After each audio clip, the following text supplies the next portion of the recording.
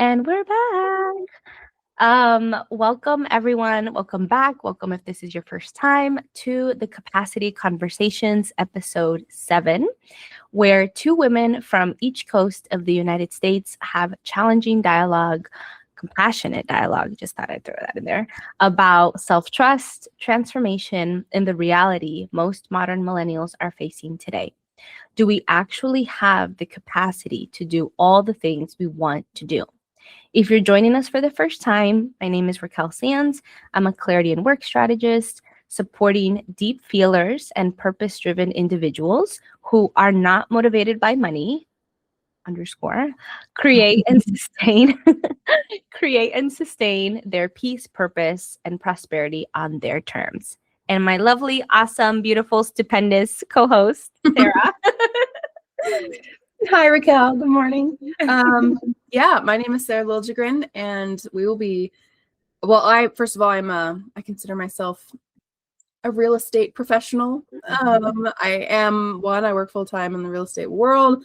I'm in marketing, but my passion and purpose in life is to rewild real estate space and bring it in more connection with nature and our natural cycles and our environment.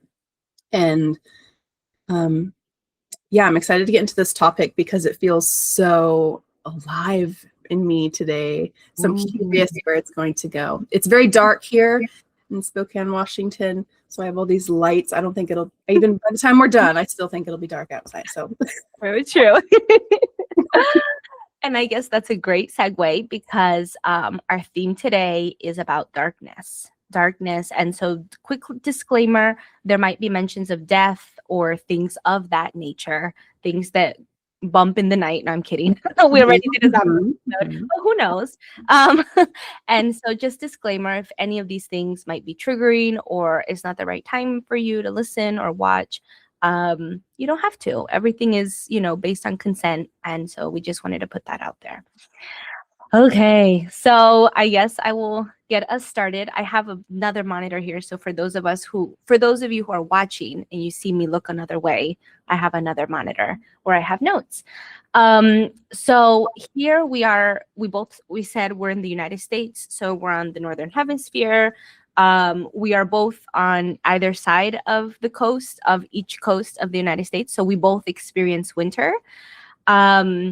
What people would identify as winter. And I say all of that because I'm from Florida and winter does not look like winter as it is here in the Washington, D.C., Northern Virginia area where it does snow.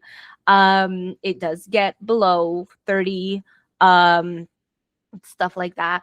So leading us off is about winter because we are literally in the winter season, and it brings up a lot to think about this feeling of insulation, hibernation, the natural cycles and how it affects us, or how it is like an extension of ourselves and what we can learn, whether we choose to or not, whether we want to or not, what happens when we're in the darkness.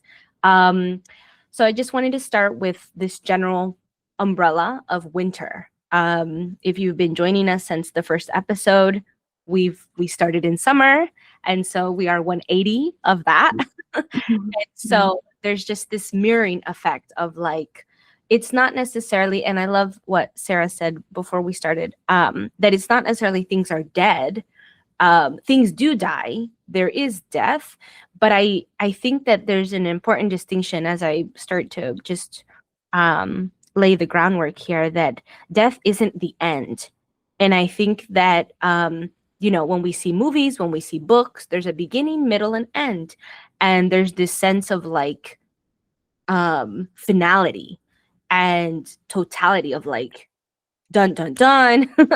And I feel like that's a misconception. And I think it's part of, I will just say, capitalist, extractive, consumerist culture, because what happens when we buy something? We buy it, we use it, we throw it out, it goes into a dumpster, and then it just sits there. It doesn't decompose.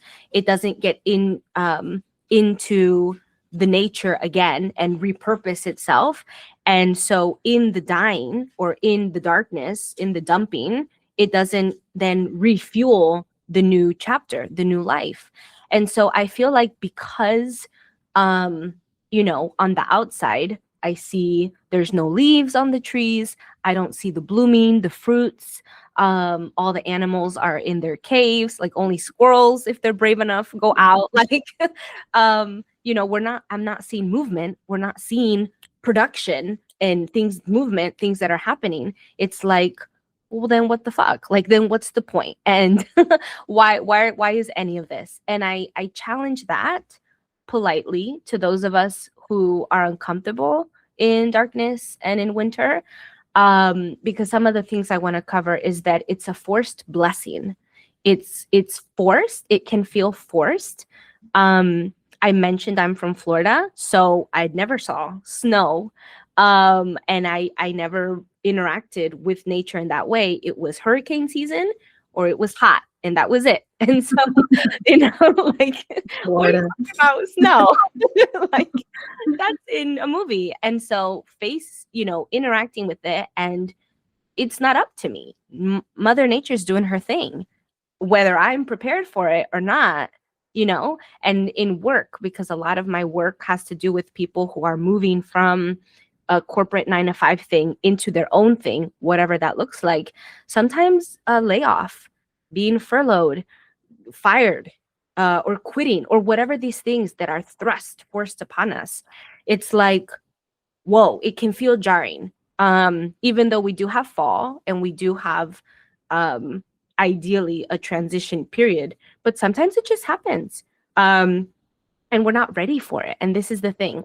So I just wanted to highlight that having this recalibrating, it can be a forced blessing, or an unintentional, like something that we're not thinking is a blessing, kind of like medicine. It's not great to take it in, but we know we need it. And winter may not be glamorous or like the sexy season that everybody goes to the beach and but it's a much needed thing, because without it, the roots and everything that is happening underneath the surface that we think is dead and is not happening, there's probably, because I'm not a scientist, but there's probably so much juice and nourishment and restructuring that happens.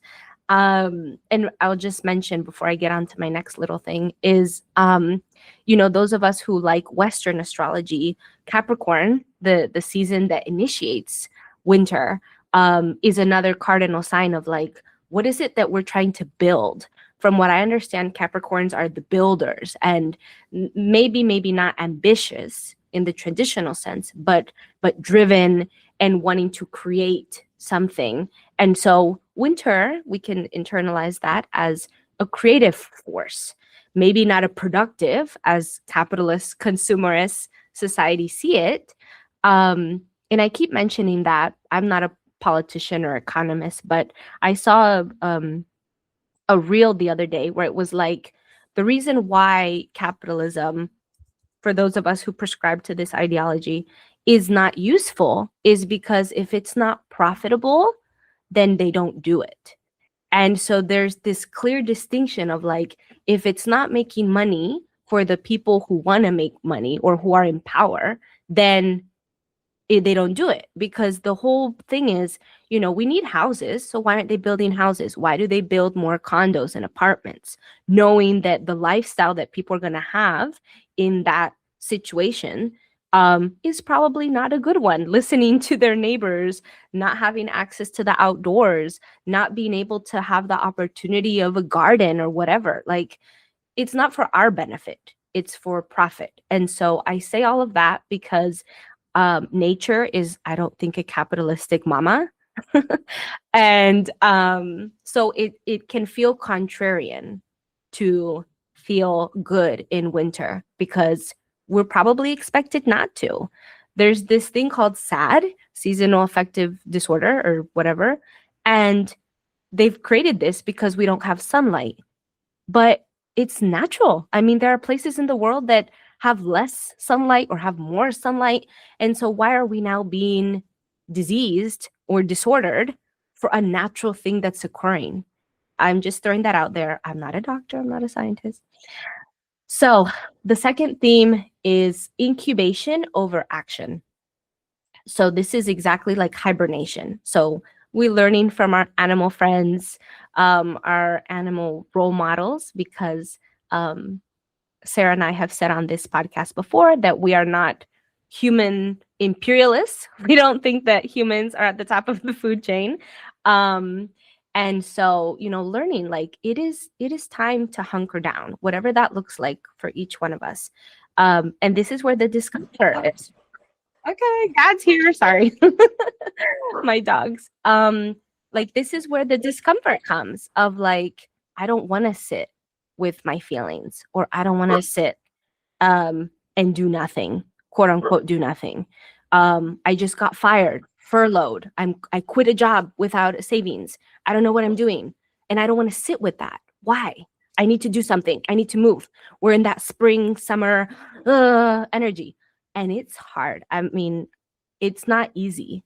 And it shouldn't be, to be honest. Like, there are some things that, again, the medicine is to challenge us, to grow our roots, to grow us in such a way that we don't even realize. And that's part of it, is there's so much, I'm sure, with the psychology and everything of like shadow work, the unconscious, the subconscious, so much of ourselves that we don't even realize because we haven't accessed, because maybe that part of ourselves is also processing. They say so much happens in our dreams when we sleep. And so I just throw all of this out there to say that it's not easy to be still. Meditation, yin yoga, like it's not easy to feel like we're not doing anything, and that the doing nothing is actually the doing. But it's necessary. So incubation is a form of action. So we don't need to be performing or struggling to do something in order to move something. Like, I also like runes. I don't feel like any of my ancestors are Vikings or anything, but I really love runes. And I got this rune the other day. I forget what it's called, but it's just a line. And it basically in the book is like the ice. It's supposed to represent ice, and ice back in the day didn't value too much because it was an obstacle according to the book, the interpretation. And so the message for me with the book is like, this is your time to just sit with it. Like, you don't have to do anything. I could interpret it as a block, a mental block, emotional, spiritual block, but more so than that, it's like, there's no need to make effort right now. The effort is in the witness, in the observing. So I'm going to pause there so I can let Sarah comment before I move on. I was thinking, could you like tell? I was like, oh, this is like, and you like feel my thought. But when I first learned, I don't know if I've mentioned it on this podcast before, but I trained with this program called Embodied Yoga Principles, and it initially was 26 asana poses, 13 yin, 13 yang, but I think it's evolved since then. But a lot of the traditional yoga poses, but then these psychological ways of being also were poses. And the idea was that you could hold them and assess yourself in them. And so it was somewhat of a self-coaching, but also like a coaching tool that you could use with others, so you could mirror back to them the way they were being. And I was just the past 2 weeks since coming back to work after the holidays, which has only been 2 weeks, a little more, but I have been so busy in that time. My job has been so full and so busy, and I go to the bathroom sometimes like shaky, like, why am I so stressed? But it's the dead of winter. I mean, it only started less than a month ago. Yeah. And it's like go season. It's January. It's New Year's resolution time. It's business planning time. It's reorientation. It's new goal setting. It's new marketing plans. It's this very, I know, just put the blanket over my body. And anyway, I say all this because I was thinking in one of those moments of like, what is this? And it's the lack of rest. And I remember rest pose when I first learned in Embodied Yoga Principles was absolutely transformative because I realized I thought it was sleeping. So at the time, I thought, just because I don't have to go into the whole pose, but their eyes are open. And I remember thinking, it's weird to be in this restful position, intentionally with the eyes open, with the ability to assess myself, only to realize I don't do this. I don't do the rest part. I do like the go hard and then sleep. And then I wake up and I go hard and I, work hard, play hard. But there's still, but where's the rest, and all of that. So I don't know. That's what I think of when you think incubation over action of like, rest is not sleep, y'all. And the ability to slow down and even to sit still. It's like anyone who meditates is probably like, yeah, we know, sitting still and like going within, it's important. But without that practice, even within the, without that routine in my life, it's so easy to forget what sitting still with yourself will actually bring you. I don't think I've lived in many different, not many, but anyone who walks in between the subcultures of America, right? Will see that there are people who practice this and there are people who it is incredibly foreign. So that's, the little seed that I'm dropping right now. Is like, yes, okay, but rest, it's an action. Rest is an action. Yes. No, I love it. And like something that came up as you were talking is, even meditation, I will say this might be its own tangent of like, there's certain ways people, and just like yoga, there's certain styles and whatever. And I was just like, there was something about me that challenged, or something about the meditation thing that challenged me of like, but what do I do when I'm in like a panic attack mode? Like, what do I do when I can't sit still? And so in that way, I was like, okay, something needs to move. And so I really like, they have Tai Chi walks or Qigong walks or like walking meditations or whatever it is. And for those of you who don't know what Tai Chi or Qigong is, it's they're physical practices out of China that you move.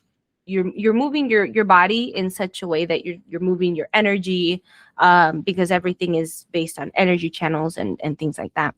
So check it out if you're interested. But what I'm trying to say is, like, I realized something about myself that sometimes I can't sit still, which is kind of the challenging thing of winter, of like, you're telling me I have to hibernate? You're telling me I have to do nothing? And it's like, well, it could look differently. Sometimes it's journaling. Sometimes it's singing. It's prayer. Sometimes it's being like this in communion with someone else and just having that moment. It could look differently. So I just wanted to throw that out there too, because I feel like something I don't like about the wellness world of yoga and meditation, whatever, is like they want it to be a certain way. And even, they fetishize, or maybe that's a word that I am putting on there. We're talking about the dark stuff, you guys. And in India, it's not a commodity yoga. It's not like, oh, I have this Lululemon stuff and I did my handstand today, check mark, and I did this and that. And it's like, I mean, I don't have ancestors. My lineage is not that. I can only speak as an outsider observer, but it's like, from what I understand, it's a lifestyle, or it's like, it really is a self-care thing. And potentially, possibly, it's not even about the mat or any of this stuff. It's just really you on the floor or the grass or whatever. Yeah. And doing it. And so that is something that also has turned me away from yoga, I'll just say. Is just like, I get what they're selling. I get what they're saying about it, but it's like, I don't want it to be like, I don't want to have to check mark this thing, or if not doing it in this way, then I haven't rested, or I haven't checked in with myself. So I just throw that out there as well to say that, like, finding our way to incubation looks different for each and every one of us, and it's going to change. And I've never heard of that, of the resting and your eyes open. I really love that too, though, because I just love contrarian things. Well, that's okay. Well, I'll get into this later because Okay, my please. notes involve a lot of dualism, and of course, darkness is an aspect of this dualistic idea, which is only one perspective of the truth. Mm. And so the fact that everyone has their own truth, but then there's still this one truth, and like it could, because it is true that everyone has their own pathway to incubation or rest or whatever that looks like them. There might be, I have had seasons, years of my life where rest was just not it was just not on the table. And I think I think that it's important to acknowledge if you're in a season where it's like, no, it's grind or die, and grind, baby, like you got this. So and even if it's not this part of the year or whatever that means, like that's okay, because the whole motto of that practice I was talking about was how to get your yoga off the mat and into your life. And that it's like, what's the point of the practice? Because the commodification, like nature isn't this capitalistic culture. It, to a degree, we as nature are. That's just one layer of the truth. What we can also hold is like that may be true, but like I said, all these subcultures, even within America, plenty of people who don't subscribe to all that bullshit. So in your mind, why do we cling on to that so hard? Because that's the loudest person in the room in our society. So 100%. remember, there is more truth beneath the surface than just the loudest brat in the room, Right. Just let that breathe. Yes. Yes, I mean, there's so much. I mean, what's coming up for me is like the icebergs. Like we see the little thing, and then all of it is in the bottom. So yeah, I think I've belabored the point. My next thing is oh goodness, is taboos. So I guess I kind of alluded to that with the fetishizing. But why is it that, society, and I struggle with capital S society, because it's like, is the whole world under the same society? Like we're all united under this thing, but it's okay. The Western world, Europe and US, is in one bubble of itself. And then the places that are not that, which are Asia, Africa, Latin America, they're in another thing. And so I don't know the answer to that. Maybe it's capital S society, because we all, to a certain extent, suffer from or are affected by commodification and consumerism. And globalization. Yeah, we are connected in that way. Yeah. Yes. And so, then there's the lowercase s society of, like, depending on your region, culture, country, family, unit, certain things may or may not be taboo. And so all of this is to say that there are things that, for better or worse, are intentionally shied away from. And I feel like this is part of the winter and the darkness, because this is the time, ideally, perhaps, possibly, to not to not shy away from it, to maybe use this rest, and also going back to Capricorn, to create, to like tinker on things. And it could explore the things that are naughty, the things that are nasty, the things that are not nice, we're talking about sex, talking about masturbation, talking about medicinal, from nature, like marijuana or mushroom, like experimenting. I'm not a doctor, I'm not your mom or parent, please, disclaimer, discretion. But this took me a long time, I will say, because as a 33-year-old woman, I grew up in a Christian household, Baptist to be exact, and there was so much shame around a woman being sensual, being sexual. And I didn't have sex until I was 20. And I felt a lot of shame because I was afraid of men. My dad instilled a big fear of men. And my dad, I love him. I love parts of him. And at the same time, he was not a good man. Good man in the sense of like the type of role model or masculine energy archetype that I would have wanted. He was good in certain aspects, and there was a lot of fear of drugs because he had done substance abuse. He had had substance abuse. He was a womanizer. He went into all the fetishes and all the things, and showed me not to do those things because he was literally the example of and also he was a Capricorn. So in the tarot, for those who may or may not know the association, there's a tarot card that's associated with each sun sign, presumably like those who study that. And the devil card is the one that's associated with Capricorn. And we have an idea of what devil is, or like what the not good energy, not good entity is. So my dad was literally that kind of personified, but he was a good teacher and friend until a certain age. And so I was really scared for so much of my life, which was why I feel like I suppressed, oppressed so much of my confidence and power and innate abilities for so much of my life, because I was the good daughter, whatever that archetype means. I was the obedient daughter. I was the good child, you know, I was a mediator. I'm an only child. I was the mediator for my parents. It was hard. So it was like, what are you talking about? You know, I actually can tap into these feelings I have inside me, and it's okay. Like, it's not a bad thing.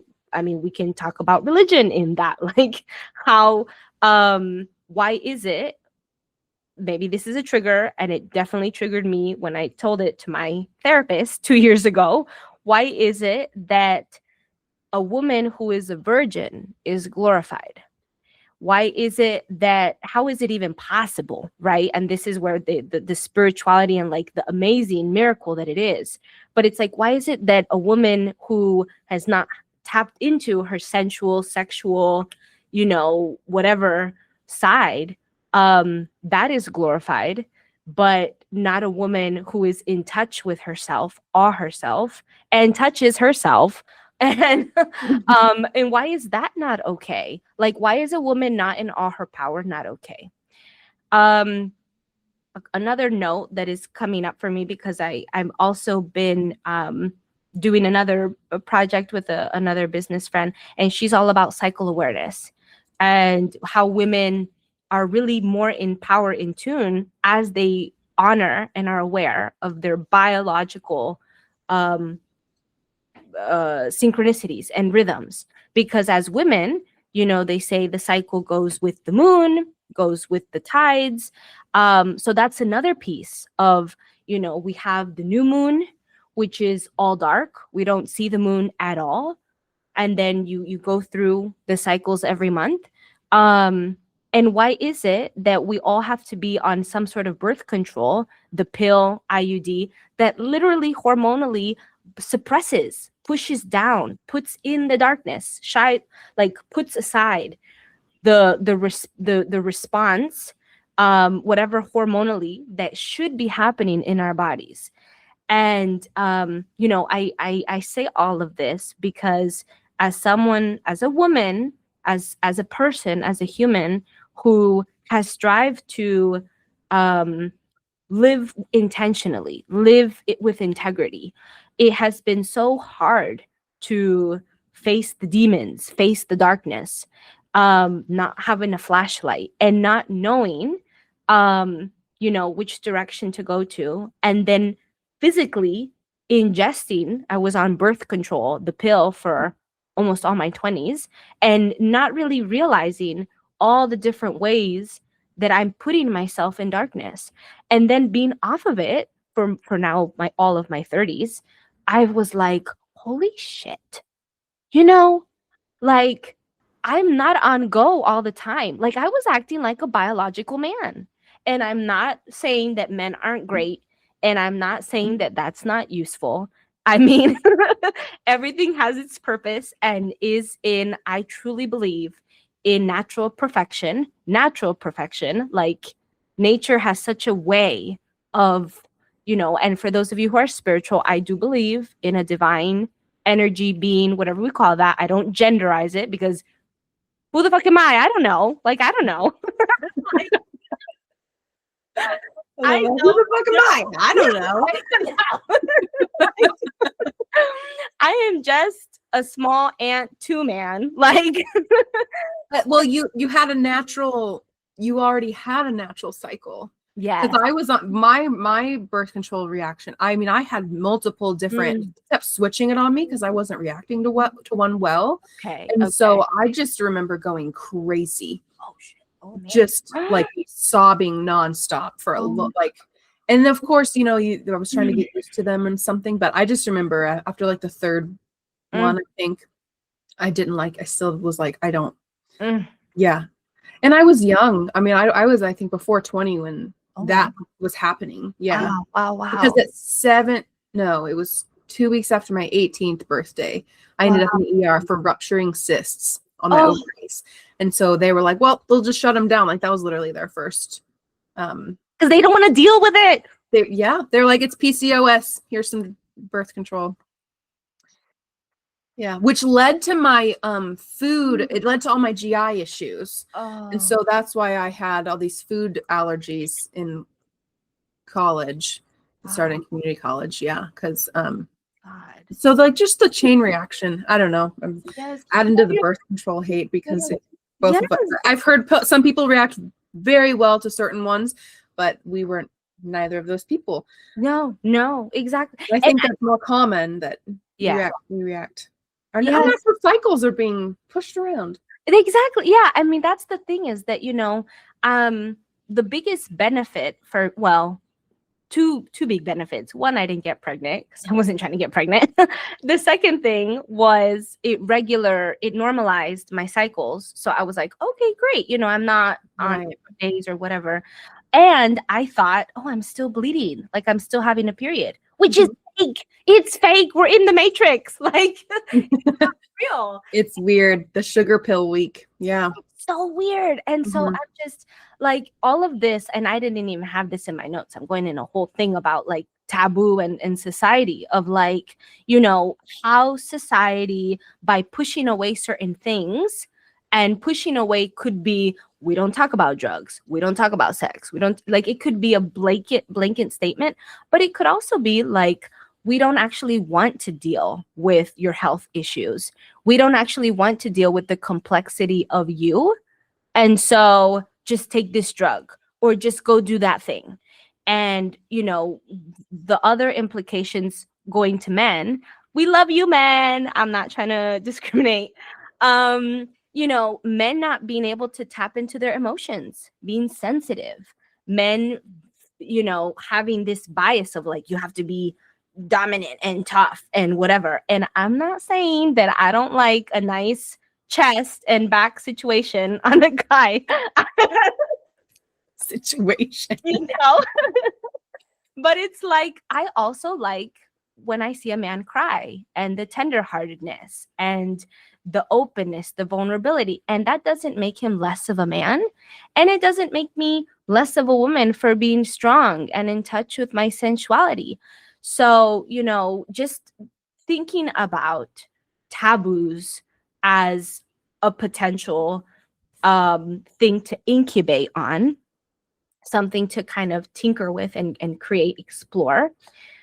Some of the kind of sub themes I had here is like surrender, because I think in order to even enter winter and like enter our inner winter and all of these things, there's a great deal of surrendering. There's a great deal of humility and vulnerability. And it's not easy because, as we were just saying, religion, family, culture impacts in the media, like whichever one way you hit it, like it impacts us in ways that we don't fully understand. And our subconscious, unconscious probably picks up on it. We try to process it perhaps in dreams or through prayer. And it's not until we give ourselves, I mean, we have 3 months ideally of winter. And so, I love what you said about like, it's January, it's go, because even that, it feels contrarian with what's literally happening in winter. Like, why is the new year now? I have no motivation of like, go, or like, if I'm tuned into myself and into what is happening, then it's easier to like, okay, I'm going to go slow. But society doesn't want us to go slow. I literally saw a post the other day on LinkedIn, and it was December. It was like a week before Christmas. And she was like, no hate to her. I don't know you, lady. I'm just saying. um, if the post was about, while everybody is not working, now is the time for you to go ahead. And I sat there and I was like, do I comment on this? I'm feeling triggered. I'm like, what? We Then haven't. no, come circle back. Yes, I'm like, we haven't. It was a week before Christmas, and again, for those of you who are into astrology, I think Capricorn is like December 23rd, and that starts the winter season and like all of this, which is also why I like astrology, the Western one, because I'm like, oh, okay, it syncs with the cycles and the seasons. I was like, we're not even in winter yet, and you're already telling me to go? Like, you go away. Like, so I was just like, so all of that. I have two more things and then I will wrap it up. All of this is in the effort of redefining success, or like redefining effort, or redefining value. It's like this redefinition. And I say that because, again, with the commodification and consumerism and blah blah blah blah, it's like it really hit me home when I saw that reel on Instagram that, um if it doesn't make capital, or like if it doesn't fit in a certain checkbox for profit, it's not prioritized in our society, which I will say is why I feel like so much of us who identify as nonlinear, meaning we do things in loopy ways. I saw a post, squiggly, like I love that word, squiggly ways. We don't prioritize money. Like, money is not the motivating factor. We know we need money because rent, mortgage, bills, food, but like that's the extent of it. At least I'll speak for myself. It's not like, I wake up in the morning and I say, you know what, I would actually love to be a billionaire and just hoard money. And I know I'm not gonna die and have the money with me. Like the pharaohs and all these people that just, they would create these things just to put, and they're not there. Like, how would they know? I don't know. But it's like The afterlife. That's there. That is an interesting. I don't know. There's what they have there in their tomb in some cultures or stories is what they have with them. yes, Uh, yes, yes. but it is an odd. Yes. And I'm not trying to downplay, because I love the ancient world and I feel like there's so much that there's there. But I'm just, what I'm trying to like say, if for those who are listening and are like, get to the point, Raquel, is like, I just feel like, for those of us who are trying to make meaning we are intentional with our efforts. We want to feel valued for what we do, what we're creating, what we're a part of. We don't identify with a certain title or climbing the corporate ladder or the productivity. Like, I hustle, but I'm not the hustle. I grind, but I'm not a grinder. I'm not the thing. I'm not trying to be that thing. And so for those of us who are in that energy mode, really using the winter time to redefine, what is it that I have to let go of? What is it that I could let go of? What is it that wants to be born from me in the spring, that wants to bloom forth? And kind of doing an auditing. So I have kind of an action step there, perform an endings audit. It could be a habit, commitment, identity that is no longer serving you. Oh my God, I didn't even know I put ancient stuff in here. That's great. Me in my notes. Okay, well, I'll just wrap this up in saying that, and I don't know how this may or may not be a good segue to Sarah's topics, but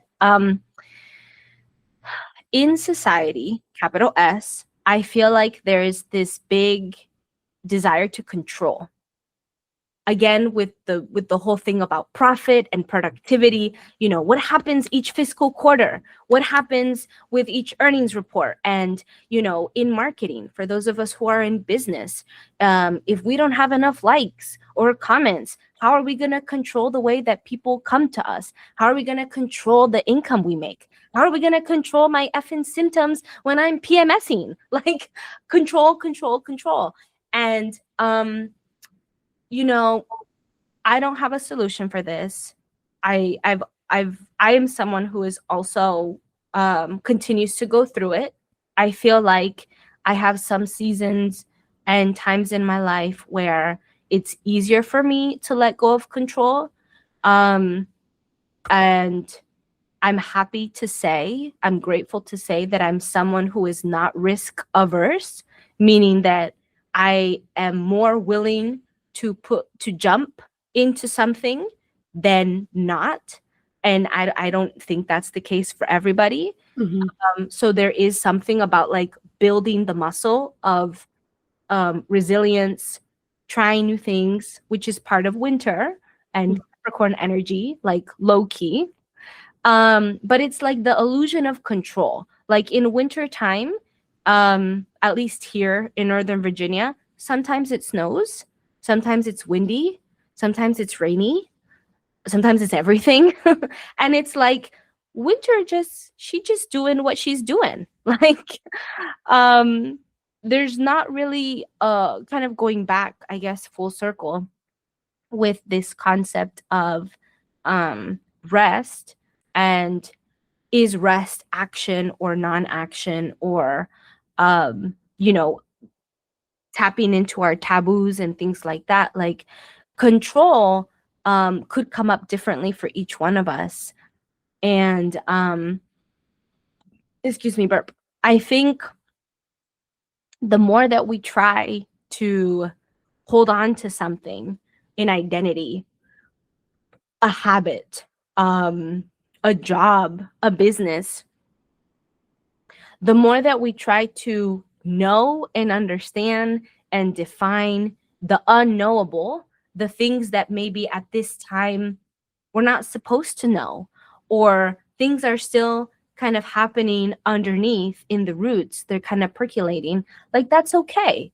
So I just wanted to say that this whole thing about control is another capital S society theme of like, going back to the calendar. If you don't have your New Year's resolutions and you're not in control of your year before it even goddamn started, like, then what are you doing? It's like, Yeah. I don't even know what is happening. Like, I'm just,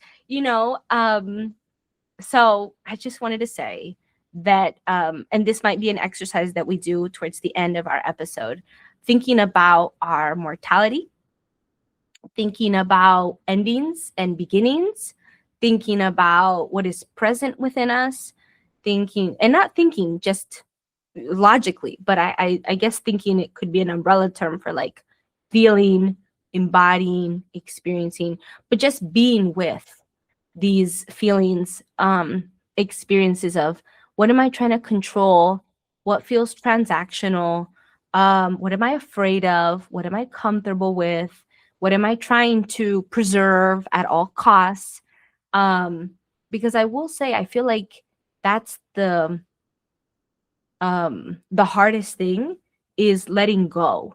I think in the previous episode, I mean, I know I talked to Sarah about it for sure, about it like before our episodes, is like when my last contracted job ended in October, that was thrust upon me. The contract was supposed to go until this year, actually, February of this year, next month.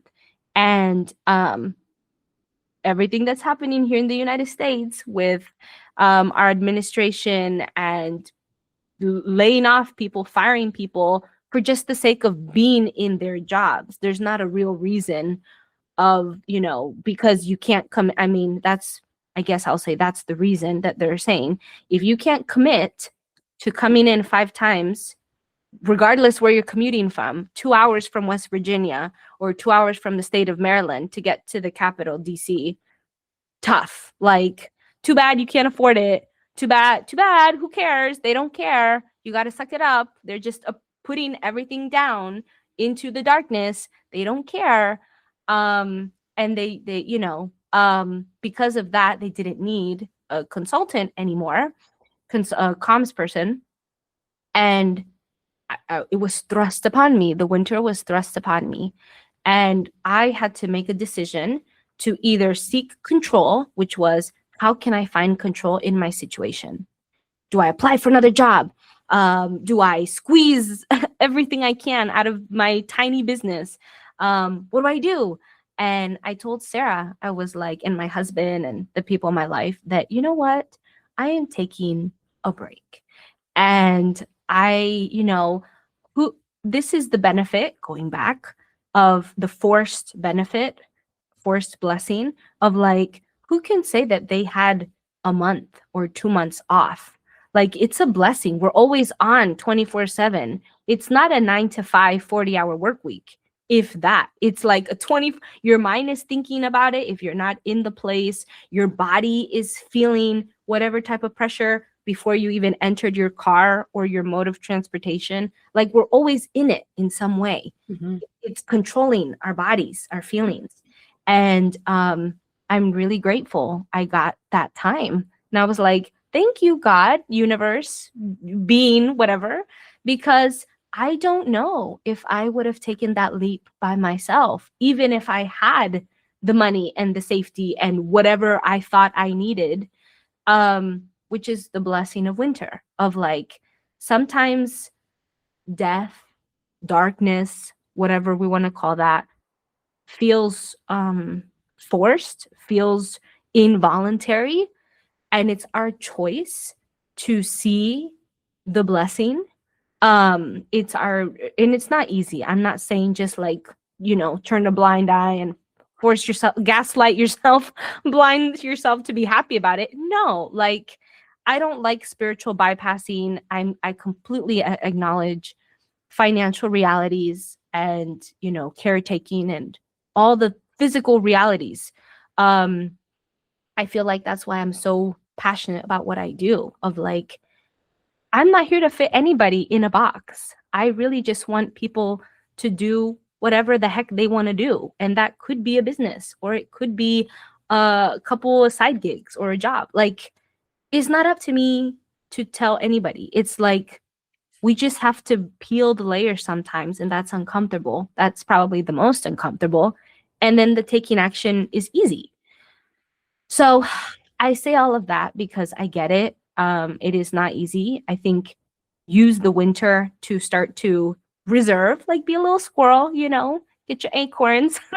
What do I need? What do I need to feel nourished and feel good in the times where I might not have control? Where are the places that I don't need to have control? It's not serving me to have control.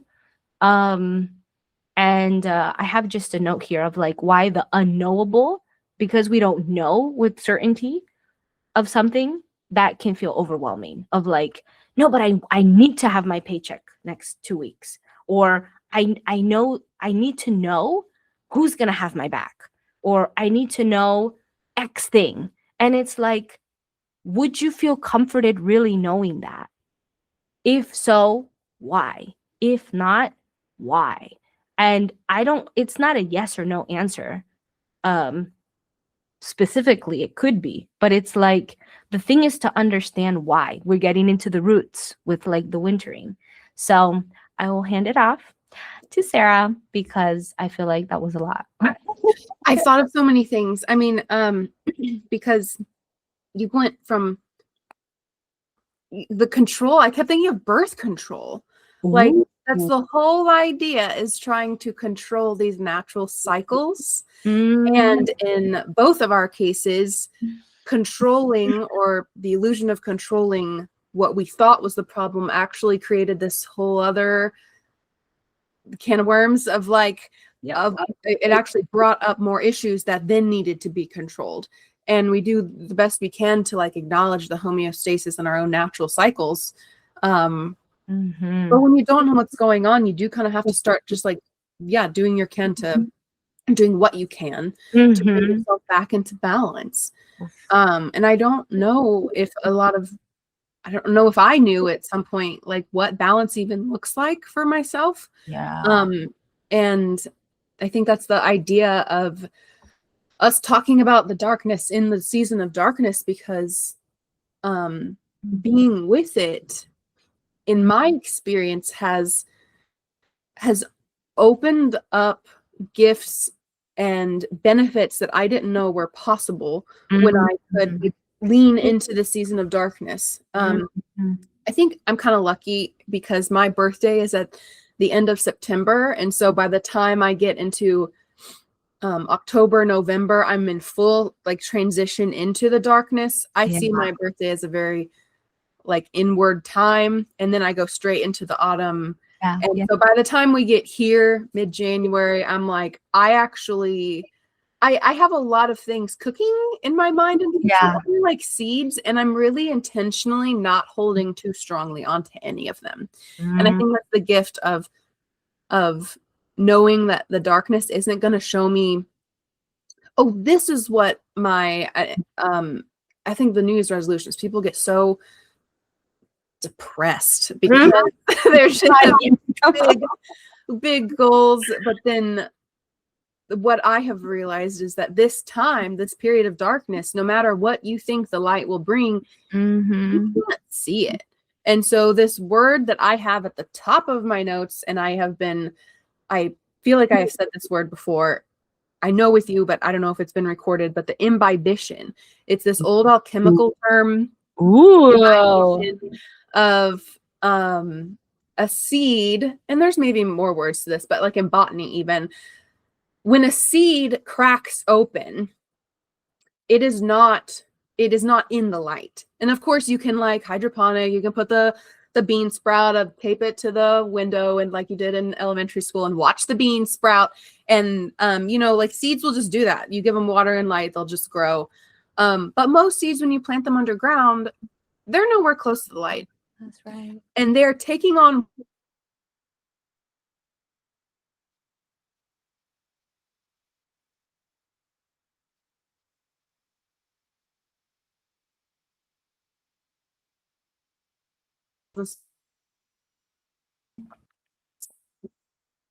Oh, you're back. Can you hear me? Am I frozen? You're frozen. Why does this happen? I know. Okay, we're back. We're back. Okay, are we back? I feel like we're back. Okay. I know. You're not frozen anymore, so you're not frozen either. Did you The hear me talking winter. about seeds? So the seed underground. Yes, the seed underground. Yes. When it takes on all that water, it's doing so in full faith that it will find the light. And it cracks open completely underground, and it just starts to grow both up and down at the same time, completely underground, until it reaches the light. And I use plant metaphors all the time because I think they're so useful. We would not exist without plants. And they are, I think, the best visualization of like us as natural living beings on this earth. We are in it together. Yes.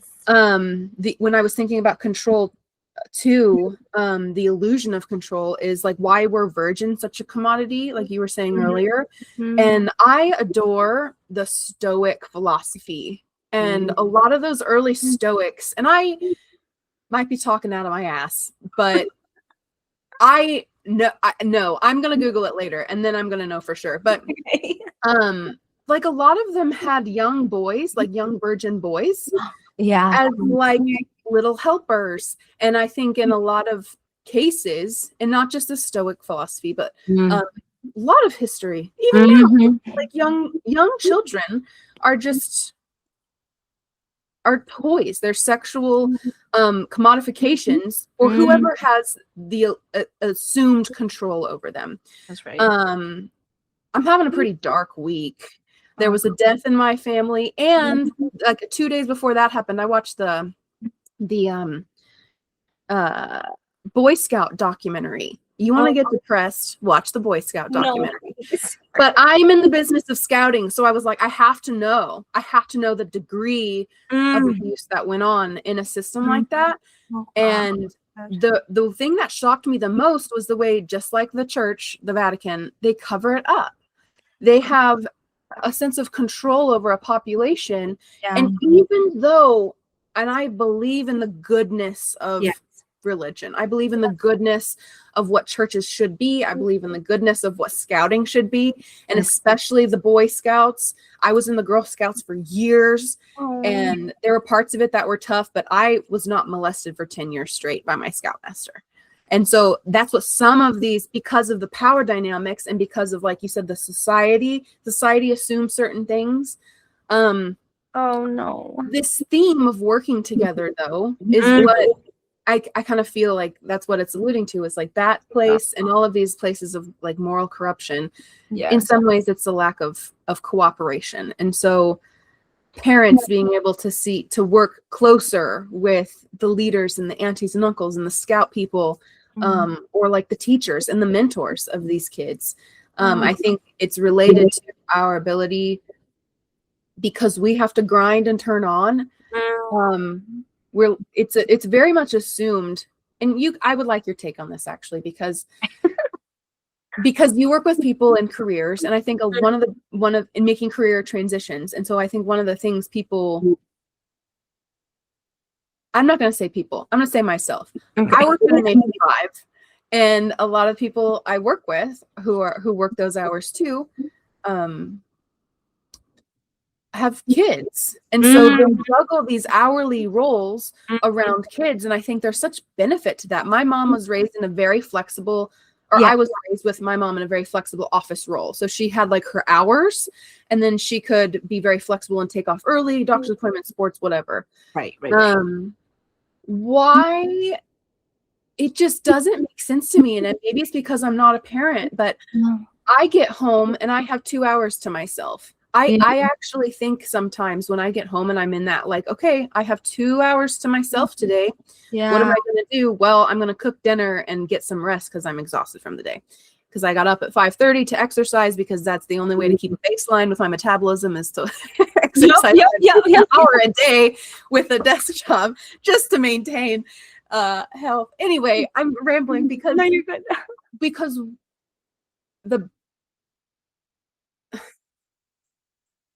maybe it's just based on all what people want, because I think I wouldn't want just 2 hours a day with my kids. No. Well, but the complexity of all of those variables are always the same things people have struggled with forever. So I'm like, whatever it looks like, it's the same goodness that we're still striving for. And the people that I see do that, I admire the shit out of. Like, they might not get as much time with their kids as I would in my ideal situation. Right. But it's still this, like, the complexity of accepting, because I looked up, like, what even is darkness? And there's these old, like, Mesopotamian ideas, in Egyptian cosmology, it was the dark, boundless waters. I mean, in the beginning of the Bible, it was very similar. So I am even hearing myself, like, explain what I think is the sense of injustice, but it's the same complexity of, like, well, I don't know. Like, I just actually don't know. And that's really hard for me to accept, honestly.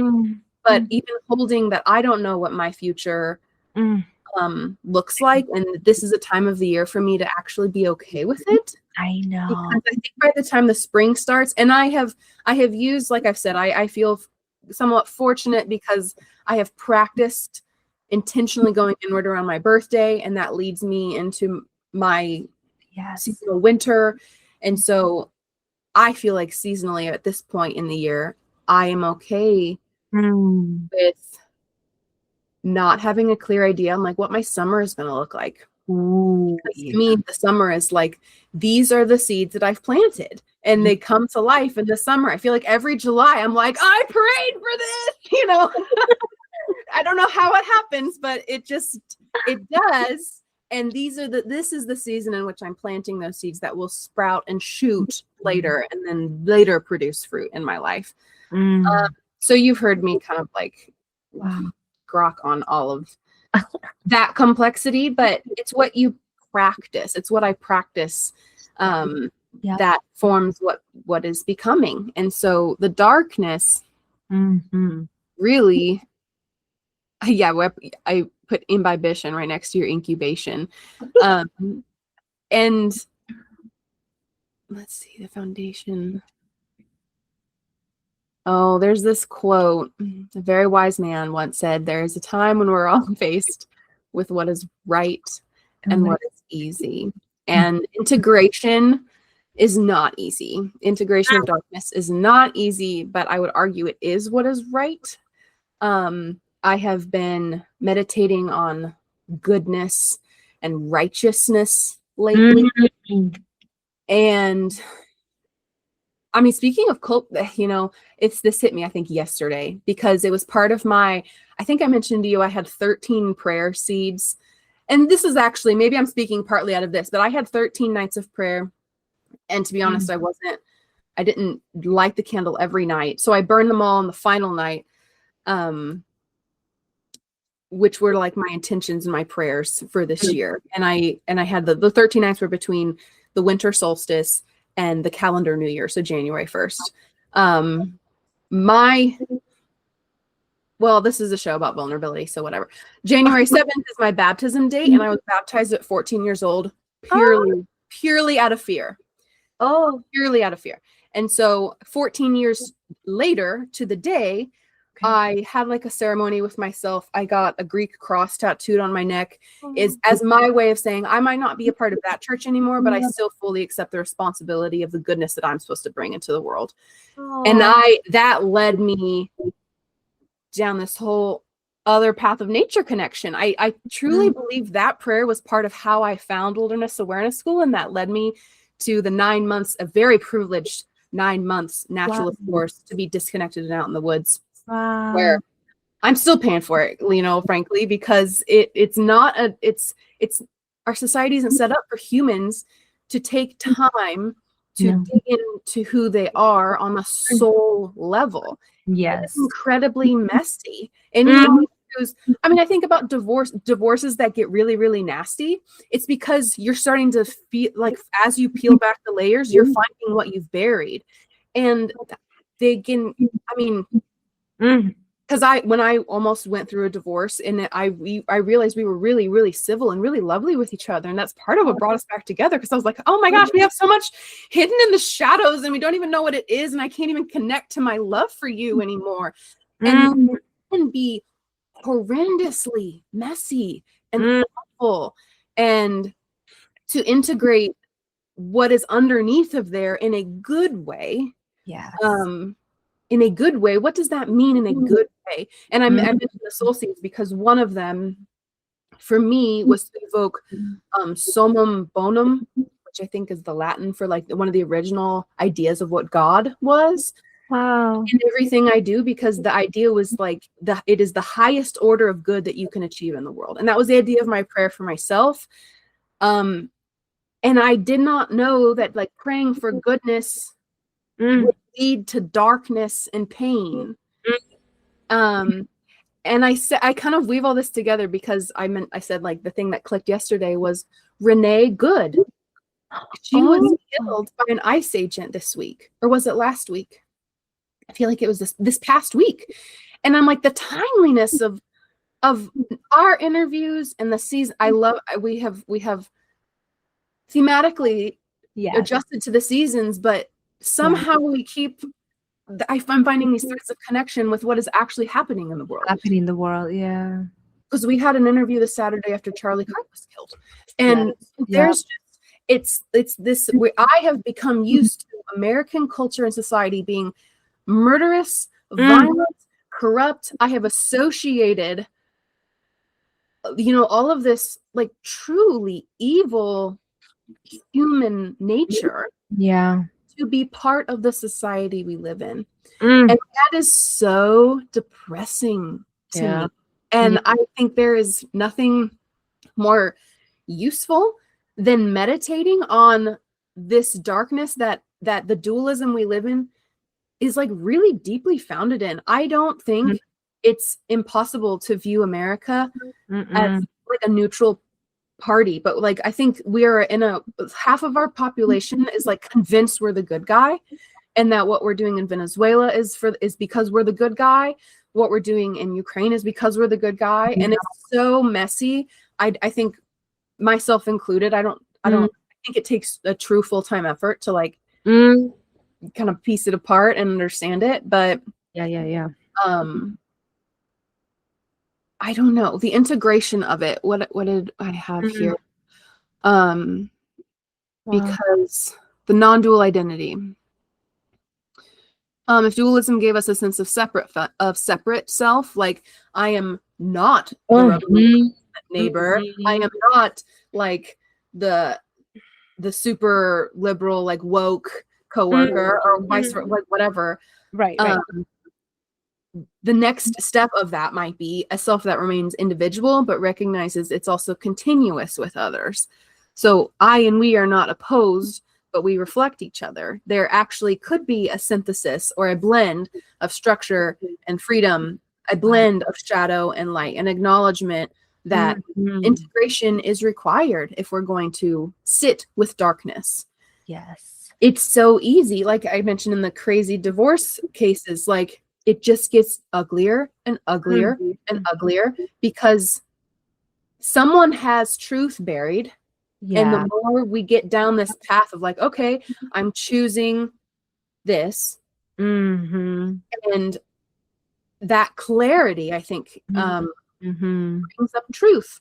It brings up, oh, right, I do feel this way. It's like sitting in the embodied yoga principles poses. Yes. When I sat in rest, I was like, this is so unfamiliar to me. I remember when I first did pushing pose, which is like to push. I mean, there's like musculature, and we did it moving. The first time I did this pose while moving, while pushing forward, it felt so familiar in my body and my psyche. I realized I push so much more than I think I do. And because somewhere in my mind, getting by wasn't easy. There was this sense of, I still catch myself doing it. And because I think some of it has to do with walking in multiple subcultures. It's a sense of like, am I okay here? Am I masking? Am I masking? What kind of mask should I put on to fit in with the people around me? And it's kind of a gross feeling, but I think also people contextualize their embodiment. Like you're a different person around your mom versus around your boss. So it's just that awareness. Wow. But seeing yourself in a really forgiving way, seeing yourself as capable of darkness, but choosing light. Yeah, I hear myself say that, and I'm like, it's still hard, and I don't even always know what light means. You know, like what is that? Sometimes, like acknowledging the darkness is just as beneficial.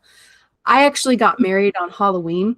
Oh, and I saw a lot of posts this Halloween from some of my friends who I think have just gotten more, I don't know what the word is. Like when Christians hate Halloween because it's dark. What's that word? Oh, yes. I don't know. They just like really hate on it because that's not what Jesus was about or something. And I thought, I am very grateful to see the darkness the way I do. And I wonder how, like, someone who truly celebrates Dia de los Muertos, Muertos, Day of the Dead. Muertos, I mean, tomato. What? You're good. Muertos, you're good. I'm like, you know what? I don't even know sometimes. But that then there's this other idea that you shouldn't be in communion with your ancestors, that they are not a source of light and wisdom in your life. And again, with like, I just like to know I just like to learn about different cultures and perspectives, which is why sometimes when I hear, and like the Libra, I think in me is like, that's seeking fine, balance.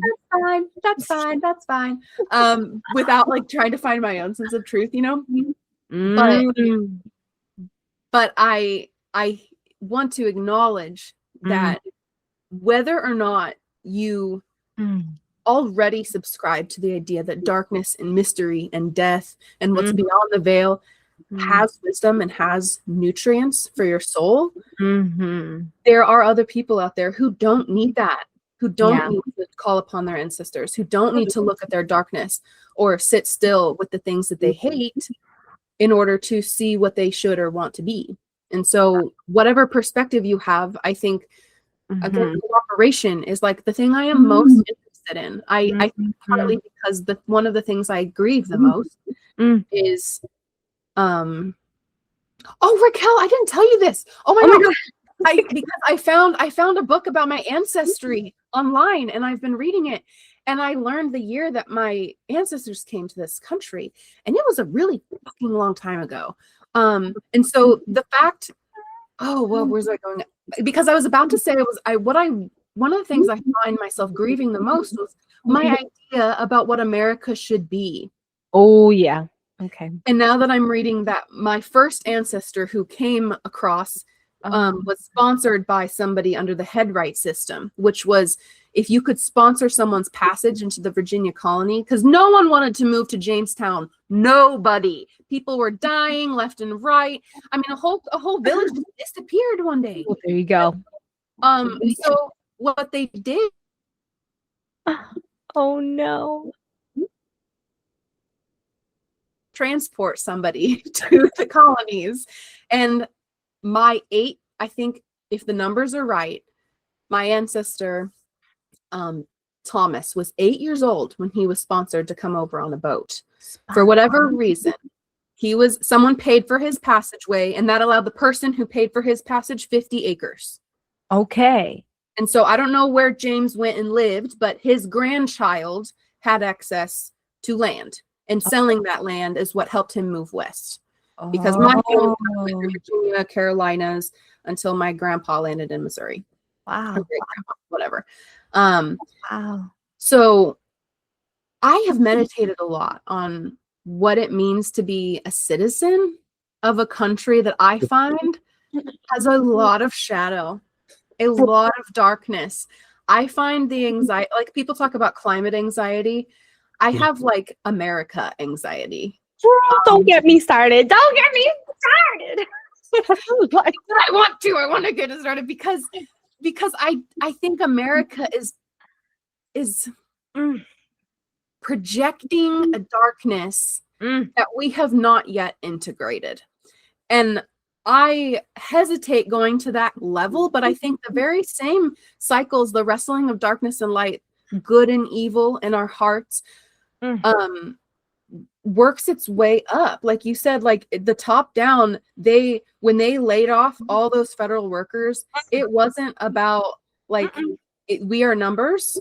No. And somebody up there is doing their best to control the situation. And so I remember growing up,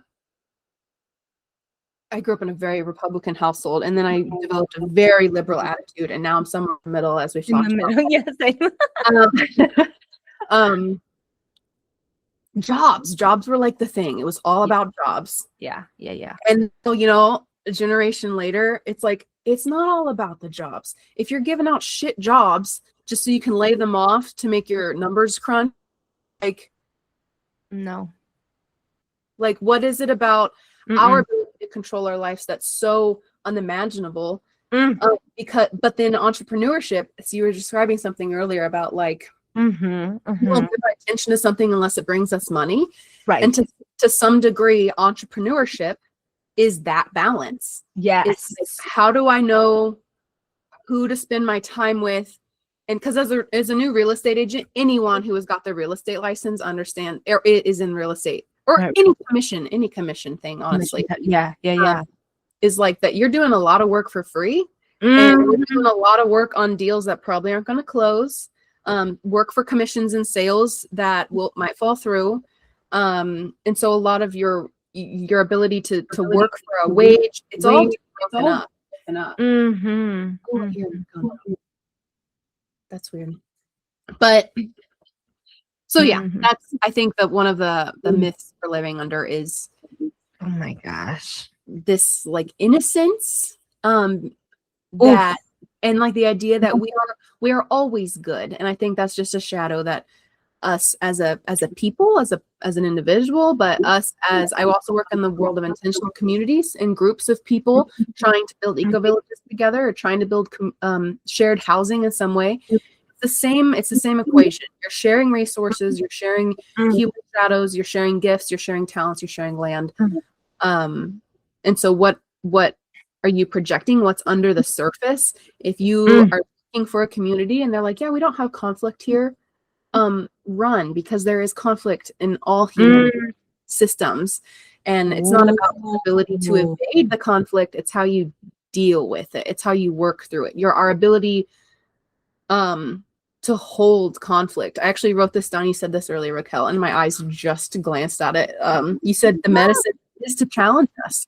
And kids don't want to hear this. I learned this the hard way working summer camps, because we would set up games, like physical games, and kids would be like, this is so hard. And then, and then it becomes like a conflict resolution teaching moment, right? Because not only are they conflicted because they don't know if they want to be here anymore, because this is hard and it sucks, but now they're arguing with the other kids on their team and telling them that, like, it was a calm moment. And some of the older kids, we had a sit down, and I was like, and it was more of like the art of question of, do you think that like being challenged in this way is good for you in any way? And it was just like, no, this sucks.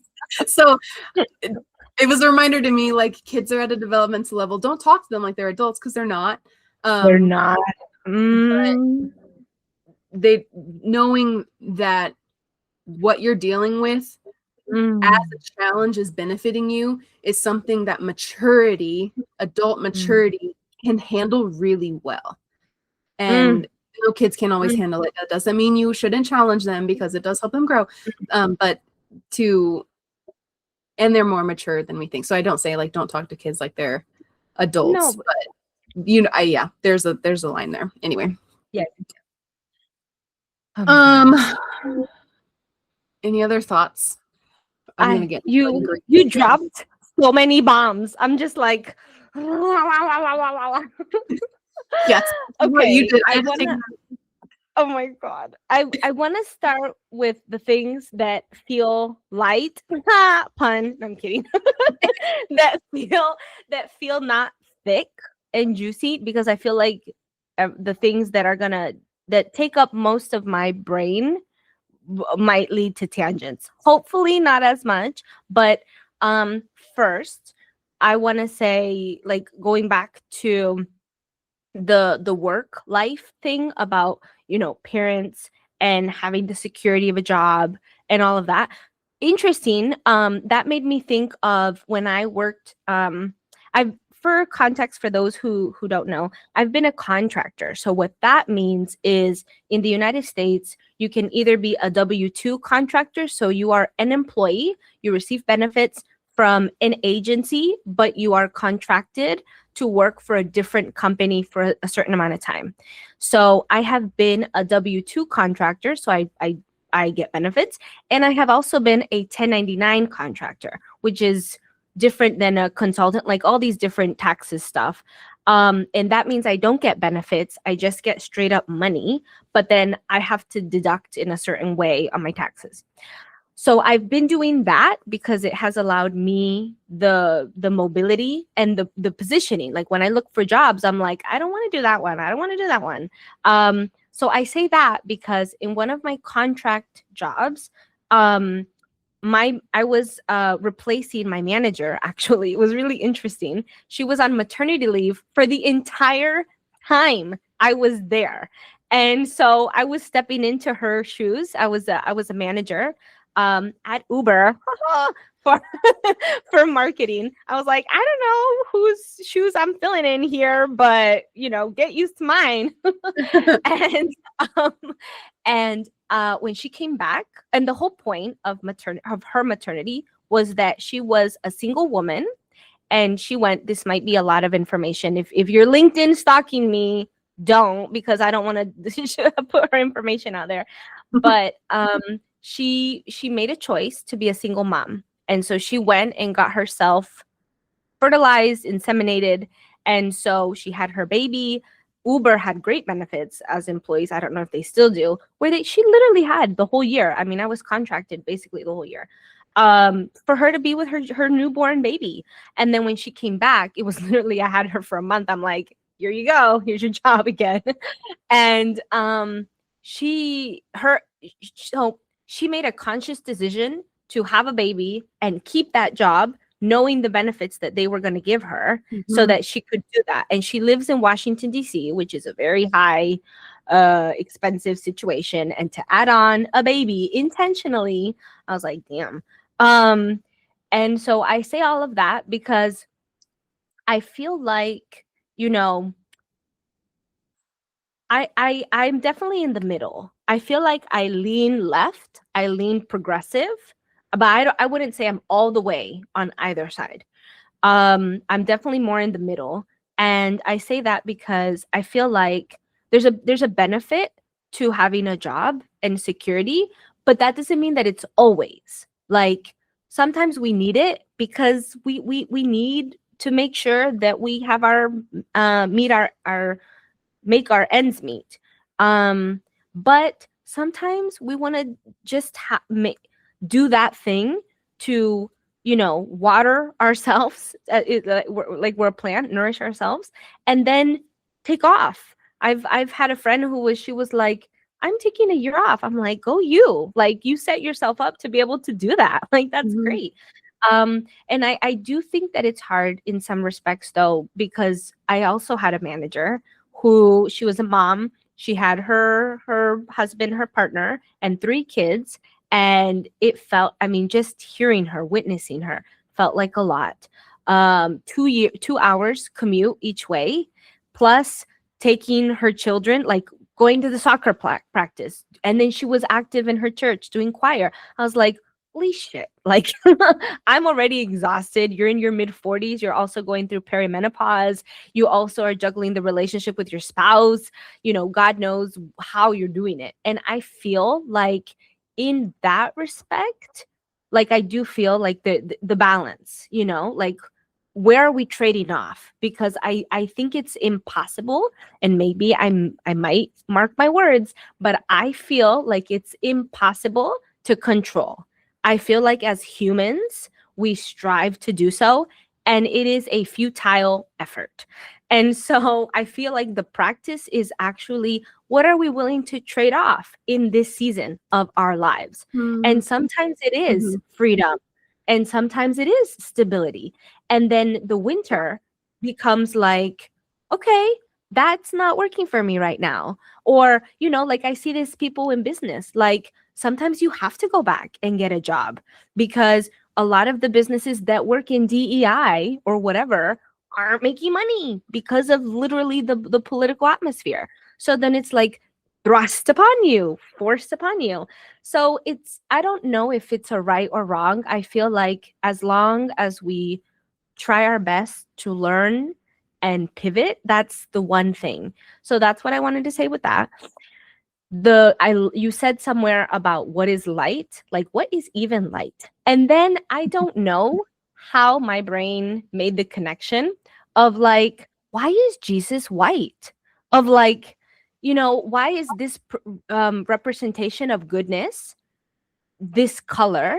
And I'm going into, like, the whole, here in the United States, there's a lot of colorism. There's a lot of that. And Jesus was from the Middle East. Like, he's an Arab. And so he's a brown guy. And, like, we don't depict him as such. And, I remember reading Malcolm X biography in high school and then watching the Denzel movie. Amazing. And there's this they're like, going into the dictionary when he was in prison, why is black bad? And why is white good? And you know, like, why are these dichotomies, these binaries? Like, black isn't bad. Black is darkness. Like, when the moon is out and all I see is the moon, it's dark. But darkness isn't bad. It's not a morality thing. Whiteness isn't good. It's not purity. Like, white is beautiful. I love snow. I love white people. I love cheese. Like, all these random things. But it's like, that's not good. Like, there are nice people that are brown. There are not nice people that are brown. And it's not a either or. So I just wanted to say that. I don't know where that fits in, but thank you. Okay. When, when you talked Duality. about It's not a scouting, duality. I think that's okay, part of thank it. Yeah. yes, It's thank not you. true. Oh my gosh. When you talked about scouting, or the Boy Scouts, I was like, oh my God. It reminded me of the movie based on real life here in Baltimore, Maryland, the Catholic churches and everything that they were oppressing. Um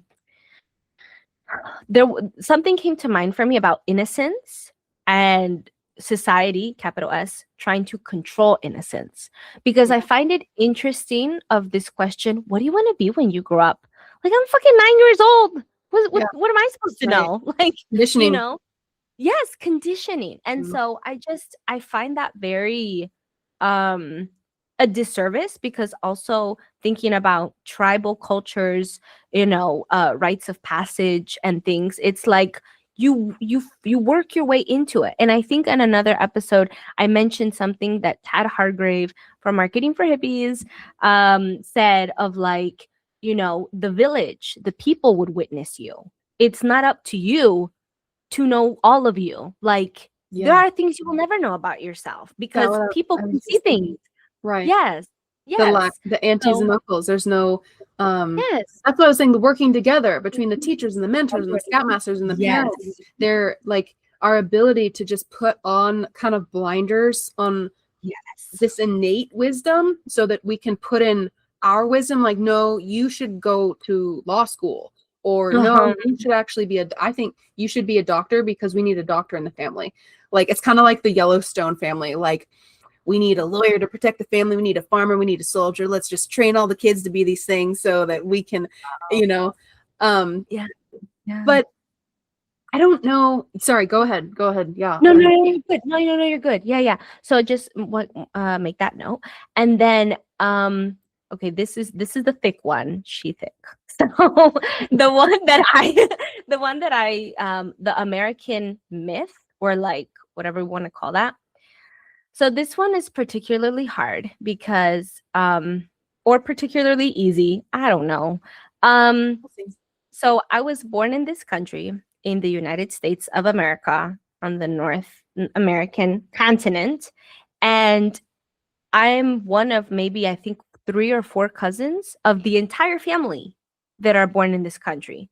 So I say that because um, I've had moments, I still have moments. I had a moment last week, or like on Monday, where people will ask me where I'm from.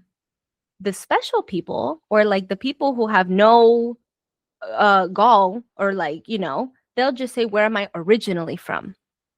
And so, you know, what is the layer that they're trying to peel back? That you are other, that you don't look like from here, you're from here, whatever here is. Like, Northern Virginia is very diverse. I mean, you could eat Thai, Indian, Filipino, Mexican all in the same day. So you know, but there's this idea, and I grew up with this idea like very early, because even at home when I grew up in southern Florida, which was a very brown Caribbean community, I grew up speaking Spanish, and then I grew up learning English and being amongst American people at school.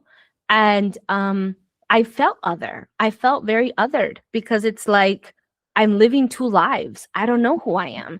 And my whole family sings a different national anthem and patriotic song than I do. And I don't know if to be proud of this country that literally invaded, like the same thing they're doing in Venezuela. they did in El Salvador. My family is all Salvadorian. And if not for the conflict that they created by placing somebody who was in favor of American efforts in the country, then millions of Salvadorians wouldn't be in California, Los Angeles, Chicago, Washington D.C. Like people leave their safe space to go to the hell that is literally creating, or like they go to the devil that is literally creating, facilitating the same thing that is, it's like a vicious cycle. Yeah, And totally. it's so hard because it's like, it feels like there's nowhere to go. You either stay in your country and you don't, what is progress, what is success, what is anything in there? And then what is, you come to this country where you're othered, documented, undocumented. My dad was undocumented, my mother was not. I seen both sides. My dad got into trade and made the same amount of money as my mom did with having 2 degrees, bachelor's and master's. Like, so for me, it makes no difference whether you're quote unquote educated or like where you're from. It's like, who are you as a person and how do you develop resiliency? So anyways, I just wanted to say that the imperialism of the United States is a hard pill to swallow, because something I come to terms with is like, I feel like the US offers potential. Like, you have the potential, absolutely, to go to school, to learn another language, to study abroad. Like, it's there. Whether you have access to that potential, whether you will actually be able to get to that potential, whether you even want to get to that potential. Like, all of those things are unknowables, but you have the potential, sure, on our terms, if we want you to, or if we allow you to, or if we give you access to. And so all of these things are really challenging because, like, I still consider myself literally on the fence, on the border. Like, I'm not pro US, I'm not anti US. And I don't know, I feel like I saw it in some documentary or somewhere of like when the US became more of a global political force, because before, I think World War I, or I don't know, it was more internal. It was more like, let's just focus on us, or World War II. But then something triggered where it's like, no, we need to have more external influence, and then that has just set off a chain of reactions that doesn't end. And so I don't have an answer here, but to say that it's really hard because the political reality of the situation is sometimes I've even thought, where the fuck are they going to deport me to if they think that I'm not from here? Because I was literally born here. Like, well, it turns out, like, anywhere. Like, I've heard stories about a lot of stories. I can't think of like a person, but or why are they deporting people from one country and they're sending them to a whole different country? Like, is that just like an issue with paperwork? Like, what's going on? Because it's kind of a cluster. It's not, like what you described about, to you, it's not about how highly educated you are, about where you're from. It's about how good of a person are you, and how can you be creative and develop resiliency for yourself? How can you make the people around you stronger and healthier? I think that's what that's the idea. I think of any colony anywhere in the world, any country who's been like, no, we want independence. We want strong business owners in our country. We want creative people. We want smart people. We want good schools and safe cities and people who are proud to be where they're from. I think that might be like the human default into finding a place. I really like history, which is why I bring it in, or like politics, into like almost everything we talk about here. But I really like this show Turn. It's about the American Revolution. And I watched it years ago and I never finished it. So it's like on a new platform that I have access to now. And I was like, oh, let's start that again. And there's this one point where someone is it was like 1778 or 77, and they were it was a moment where they were like, can you believe in this Constitution that Congress just wrote that all people are created equal. And it was just like, I really meditated on that for like days and days, because I was like, it would be like earth shattering to have a government, especially if the government that raised you and all the governments around the people around you,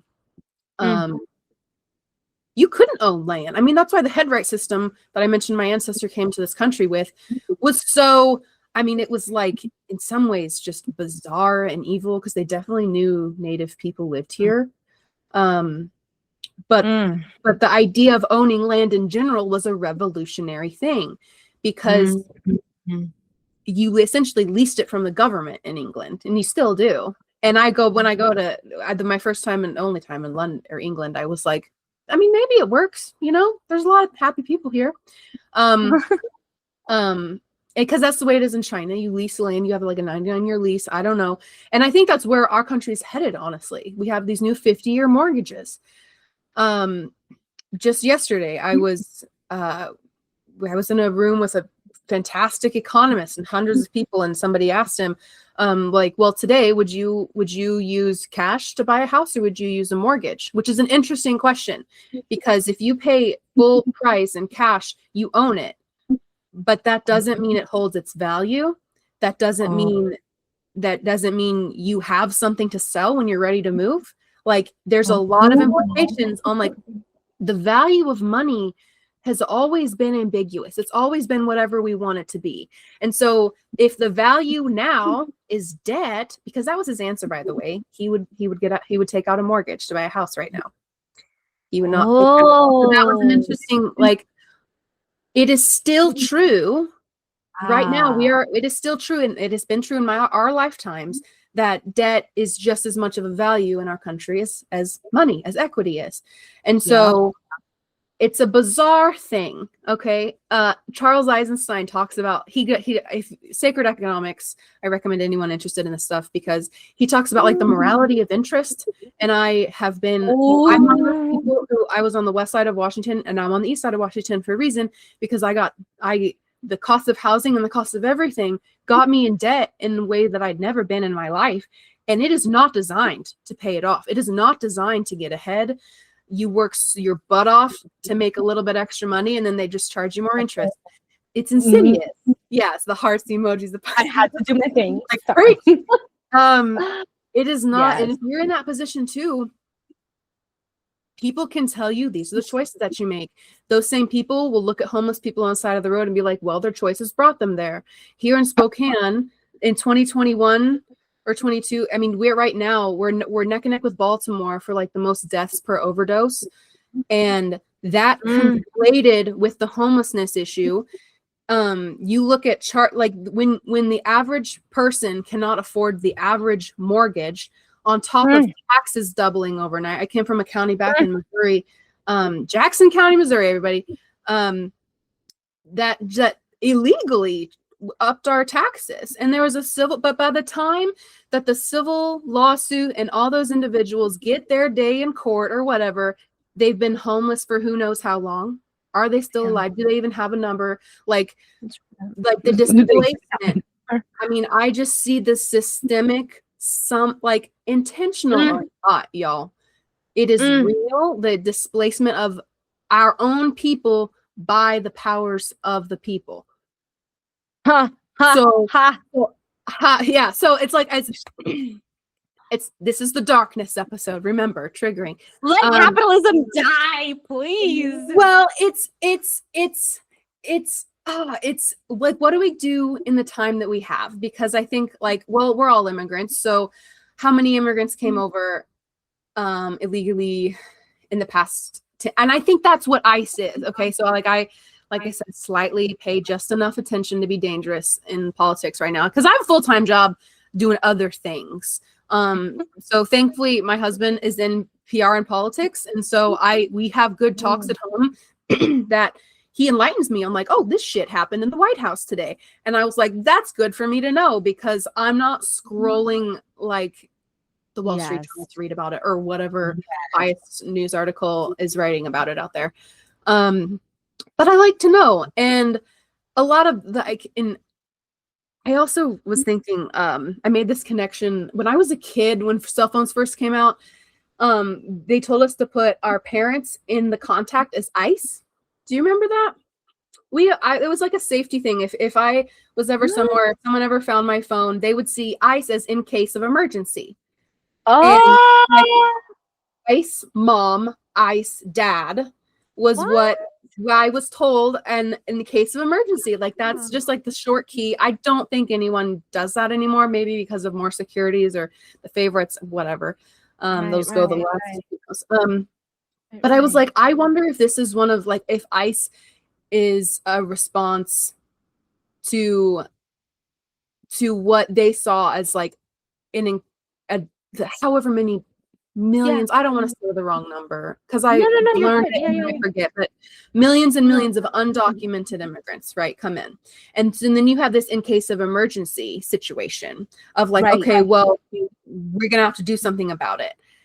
Right. Whether or not I say that in like true neutrality, or as much as I can say it in neutrality, to say in cases that are so extreme that you do have to react with an in case of emergency type response, it's gonna be ugly. It looks like war. I remember the rioting in 2020. People were out there defending their shops and stuff with bats, and then they were getting literally stoned in the streets for doing so. That's the in case. We're beyond that point. Like that's the point where in my mind I'm like, no, you stop fighting. That's when you run. Like you don't. And I want to add, hopefully I'm adding to this and not throwing it up into flames, but like this is where I don't like progressive politics, because they will say like, oh, look at what's happening in El Salvador, look at what's happening in Venezuela. Yeah, but the US is instigating that stuff, so people wouldn't be coming illegally if their home place situations are okay. Like, you know, why aren't people in Sweden coming here? Why aren't people in Italy coming here? Because US isn't blowing that shit up. Or maybe they are in subtle ways. But like when there's somebody comes and blows up your house for no reason, very dramatic, or you know, whatever. But it's like, where else are you supposed to go? It's happening. Yeah. Where are you supposed to go? And I will say, and I can be put on the record, I mean, this is being recorded, I also struggle because I have family members who, like I said, my dad came undocumented in the 80s, totally different political situation happening in the 80s. And so I understand why people come the way they do. There's a lottery system. You can't come via asylum. The chance for a better life in your own country is zilch. So it's like, where else are you supposed to go? To a neighboring country that is also suffering? You know, everybody's drowning. You can't just hop on the boat that's sinking. Like, you go to the yacht that seems great. So it's like, I get that. And at the same time, I do understand. I really don't want all the I mean, this sounds bad. It sounds bad. As a brown person, a daughter of an undocumented, I'm saying it because it's just like, this is my country too. I was born fucking here.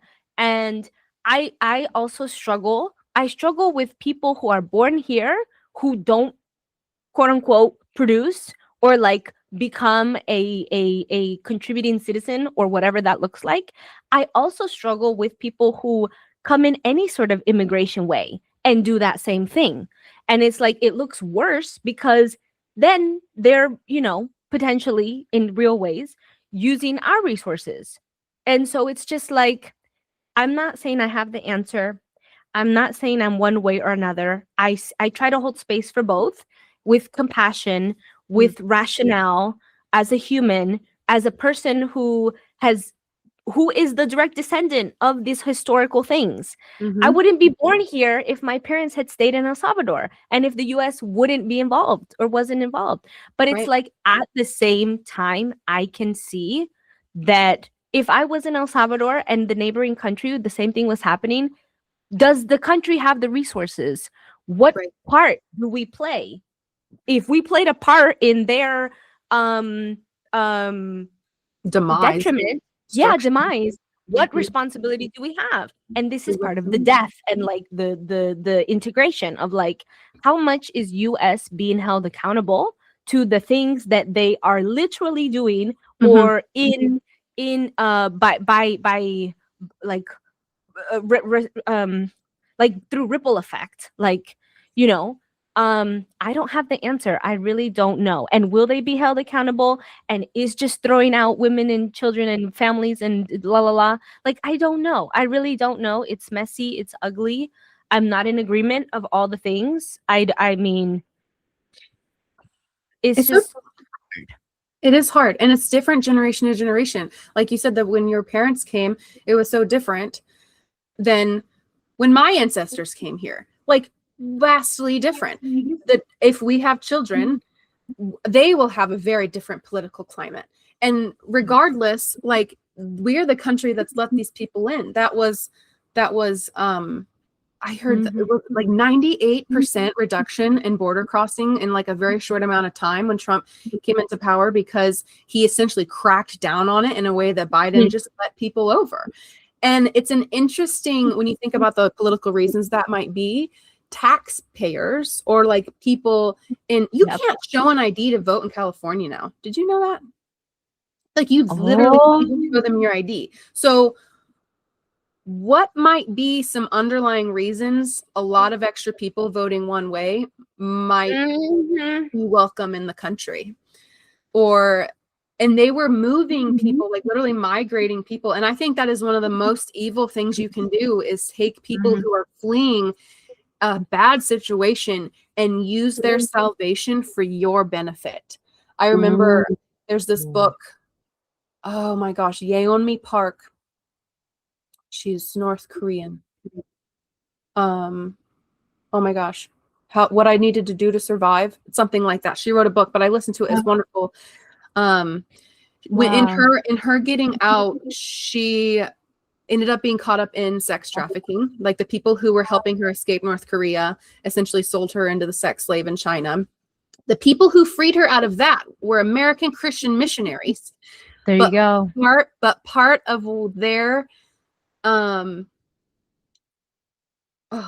I shouldn't say American, even though she's in America now. So now I'm like, well, maybe there were some more middlemen in there. But anyway, some missionaries wanted to help her, but because she was involved in the things she was involved in, they didn't want to take her, because they're like, you're doing evil things and you're not a convert. So we can't, and that was part of her story. And I remember that was the most angry in the whole, not the whole book, because it's a lot of things that make you angry in her story, but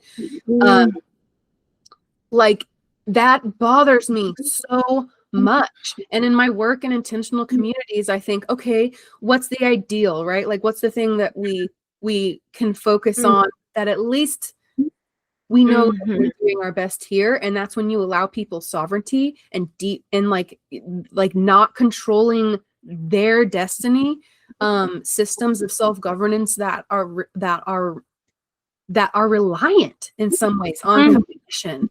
Like the nonviolent communication, active listening, heart meditations, like not just heart meditations, but like heart-centered action, might be a better term. If these principles were interwoven in the way we are with each other, I actually clicked that language in my mind. I'm like, why do I even want to make eco villages in America? Like, why do I even want to do this? Because in some ways I feel kind of like a jester, because I've only lived in 2 communities and I didn't found them, and they were kind of eco villages, but I live in a single family home now. Like, am I just like making stuff? Am I talking like I'm doing something that I'm not actually doing? And I keep talking about it because I want to get there. And again, in the darkness season, I've been questioning, like, well, why do I want to do this? Like, am I actually doing this work? Like, what does that look like? And I thought, well, it's still important, and I still want to work toward it, because they're practice grounds. They're practice grounds for being a good person. And the best we can do is to hold each other accountable to the best degree that we can. And our society is I think doing that on a grand scale. And I know we talked about this before, but if you're essentially like a corporate, I don't want to say corporate robot, because it sounds bad, but the soldier mentality of doing that work is very real. And to a large degree, I respect it, because the Yeah. hard boundaries that you get to practice in that role are like, no, I'm done working now. We're going to go home and visit my family because I put in my time. Clock, like check. Like, you know, it Yes. works. I can respect Yes. it. Yes. Or if you're an entrepreneur who only sees how to make money in the landscape, because I've described that myself before, like I have a sense of shame on like that's the lens I have, but it's also a practiced entrepreneurial trait. Like, how do you decide where to put your attention so it comes 100%. back to you? You need that balance. 100%. It's still a practice ground for your gifts and for building goodness. And I think Yes. any walk of life, if you have deep respect for each other, you can live together. And just because it's challenging doesn't mean it's bad. Like, just because it's dark doesn't mean it's bad. Like, we're trying to separate these assumptions that we have. Actually, one of the reasons, because I started asking AI about like American, like what is it that it thinks America is projecting? Ooh. And I actually had never seen it say this before, because I know I don't ask as many questions as you, so maybe it doesn't like know me well enough yet. But its response was, I'll gently reframe your question first. And I'm like, what is that? We can't compute. Okay, because it's, and I'm just going to read this because I think it's kind of interesting, but it said, I don't think America is being prudent about its darkness right now. I think America is projecting it. And the work of mature citizens is to face what we keep externalizing. And I mentioned the good guy because that was one that is the myth of moral innocence. And I'm like, that immediately clicked with me, because that's the discussion in my family, is like, well, we're doing the right thing here. And I think the world or anyone needs somebody to step in when they see evil and go, no more of this. I think to some degree that's needed. I think when we rely on that story as a rationale to do what we do, that's dangerous. And I think we could hold both. Yes. Yeah, because the shadow of that is like framing accountability as an attack. And then endless culture. Wow. An ability to hold both progress and harm as true, because both are happening. That's what I'm saying. Yeah. That's what I'm saying. That's what I'm saying. I feel like it's taken me a long time to acknowledge the privilege of being born on this side of the border, because even that is hard. Like, I didn't choose to be born. I didn't choose where to be born. Some people in the spiritual situation will be like, yes, you did. You have a soul contract, blah, blah, blah. But so in their we can deep suffering, like if you tell somebody that in their deepest suffering, it's like, fuck you, you know? Yeah, exactly. So it's like I feel like the word privilege, and we have an episode on political correctness, y'all. So but the word privilege, I feel like, I'm privileged because I'm able-bodied, like, thank goodness I don't have a physical disability right now, or whatever. I don't have to think about crutches. I don't have to think about wheelchairs and stuff. I don't have to think about being on the spectrum or whatever social normalities. So there's so much privilege that is already embedded in life itself. Like, is a lion, I mean, this people may not or may disagree, but is a lion more privileged because it's a predator versus the gazelle? Like, is gazelle privileged in certain ways because it's more agile and taller in certain ways? Like, I don't know, but I do know that there are certain advantages and possibilities and whatever that I have access to that other people do not. And how I choose to identify and maneuver within that. And I try my best to hold space. Like, I have friends who are immigrants. My families are immigrants. I don't know what it is to be an immigrant because I was born and raised in the same country. I've lived in 2 different states. I've moved around in both states. But other than that, like, yeah, I've traveled. I've been other places around the world, but I don't know anything else but what it is to be in this country. And I have seen what this country has done to my family directly, like, and I also have seen what it has done for me and what I have been able to do within it.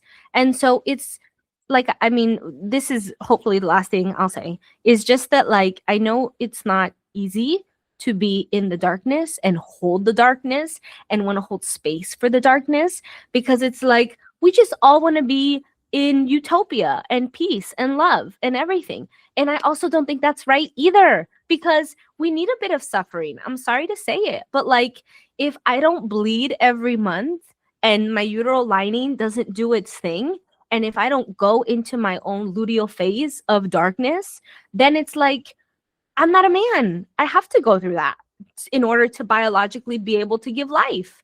If the seed doesn't crack open in the darkness, like, there's a reason why there's darkness, is what I'm saying. It's like, I'm not trying to glamorize it. I'm just saying that there's a reason, and it's okay.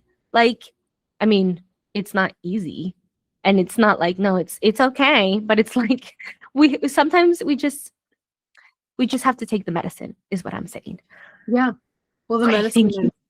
Yeah, keep going, because actually I was gonna say I needed to. I almost got up and went to the bathroom, but I didn't, because I wanted to hear you. But I'm gonna share something else, and maybe you can riff on that, because there is more. There's more hidden, and I think this is a really again timely thing, because what we aren't acknowledging is the fear and the pain and the grief that we as a country, as a very young country, this is the year we turned 250. That is very young as a country.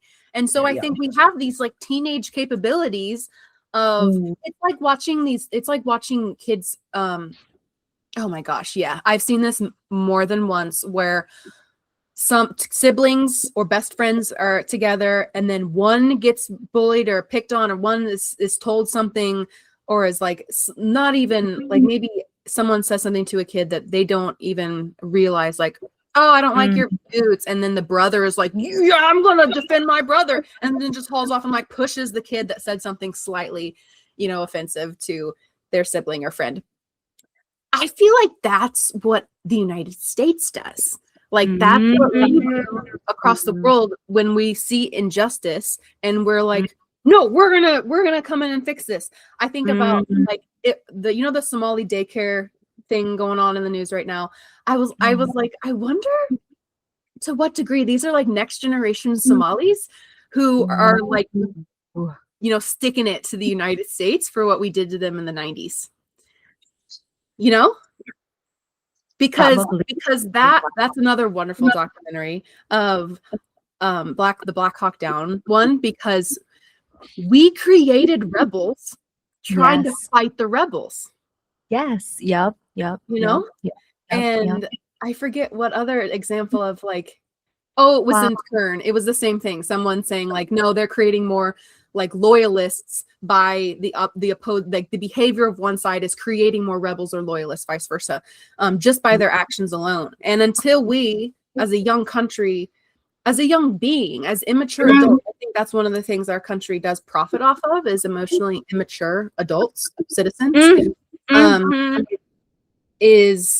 That's a whole episode. Maybe we can get into that. I forgot where I was going. Anyway, acknowledging that a lot of our anger and a lot of our like, no, I'm going to push you down, is actually fear of, I mean, all the normal human fears. I'm not even going to read this list of like, oh, identity, fear of being left behind. Like, I don't know what collectively our fear might be, but I know, at least in my blood, my history, whatever the reason was that my ancestor's ancestor looked at their child and was like, you have a better life if you get on this boat and leave here forever. Because the kid there's only one name. So I'm assuming they didn't have a parent with him. That's it. Yeah. And so I don't know what situation they were leaving. And same with your family. Same with the people coming up from Civil Wars right now. I don't know what the story was that had them go, you know what? We're leaving everything behind, all of it. And we are leaving everything we know. Yeah, this is like the soul journey too, because I'm gonna cry. This is like there's a point where I think maturity begs you to go, I am willing to leave everything behind for this chance at growth, for this chance at something new, for a chance at life that we can't have here. And there's this awakening, this knowing, this grief that has to happen, that you have to wake up to.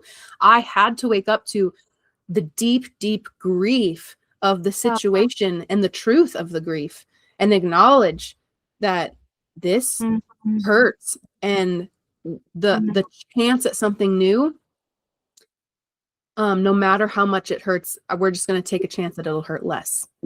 And so maybe that's what we're fearing as a people. And we fear going back to that place because we really like being the big kids on the block. We really like having the big, strong military. And in our kids' generation, like we're not the only big bad military in the world anymore. And so with every generation, it's like, okay, well, let's reassess where we're at. How do we get here? What can we do better now?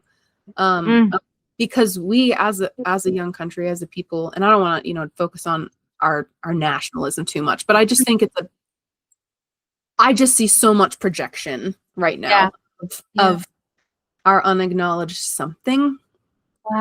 Because we are so divided. Like I can hardly say anything. I actually have gotten so quiet on social media out of fear for saying basically any of my true thoughts. And I know that sounds cowardly, and maybe it is, but it's like no matter what you put on there, people are going to have something hateful to say. And maybe that's why Substack is a better platform, because it's this clickbait of like Instagram or social media, like Facebook or whatever, TikTok.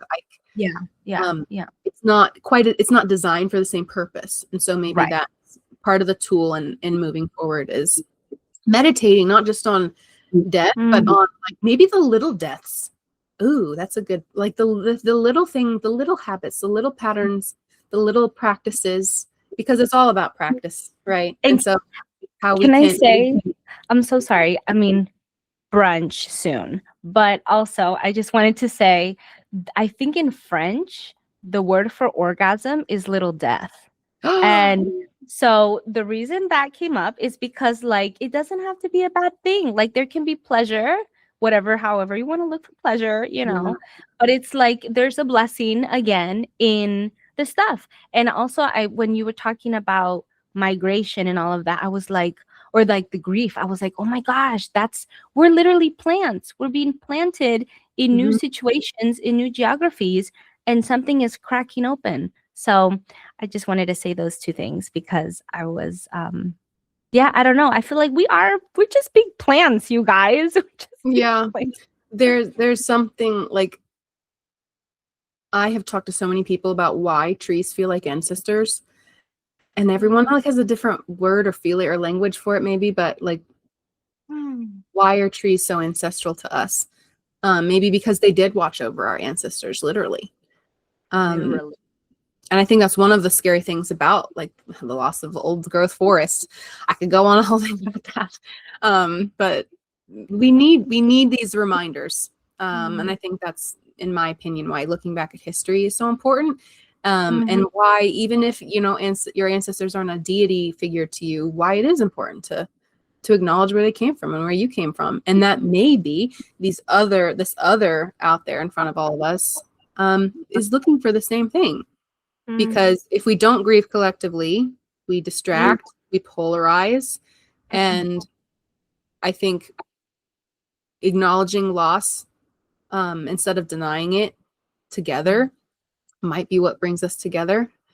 I actually do cool grief work right now. And I'm like, I think, there's a reason I'm drawn to that too, is because it is so important.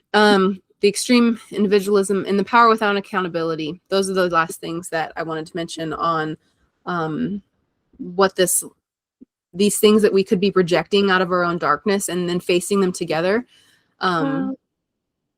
would be learning how systems produce behavior and reforming them without scapegoating.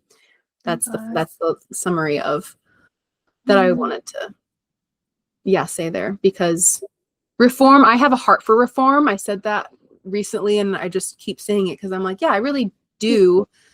But that requires being with it. And I think, I think that's the last thing I'll say, is being with the conflict and with the grief and with the darkness and the practice of sitting with all these things that may or may not be true. I mean, I think I've mentioned I would like to have children someday, or a baby. And just very recently in this winter so far, I've sat like quietly in the morning one morning and I was like, if that doesn't happen for me, I'm just in this moment, that's okay. I might cry about it later, but even in this, I think it's important that we I then of course I'm at that age, all my Facebook friends are, having babies, or they're sharing their infertility journey, and then how they're pregnant now, and how they've grieved, not being able to get pregnant. And I think I could have, I feel like I could choose any story for this, any story that I want. And I've practiced not wanting children and being okay as an individual. And so I feel like whatever I choose, I practice. And then that includes the grief of losing out on a path that I didn't get to live. Oh my God. This is why we're twinning. This is why we're like soul sisters. I mean, we are. I'm claiming it. We are. Yes. I saw this movie called Only You. And it's basically this really sweet couple. They meet happenstance, serendipitously on New Year's. And like one thing leads to another. They fall in love, move in. And the whole thing is the journey of wanting to get pregnant. They want to get pregnant. And the lady does IVF. They're a young couple. Well, 10-year difference. She's like in her mid-30s. He's in his late 20s. And they just can't. The doctor, after money, like time, energy, emotions, everything. And then they go to the guy's dad and like take out a loan and everything. And it's like so much invested in this path that they have wanting to control. They want it so bad. And the doctor's like, you have less than 5% chance.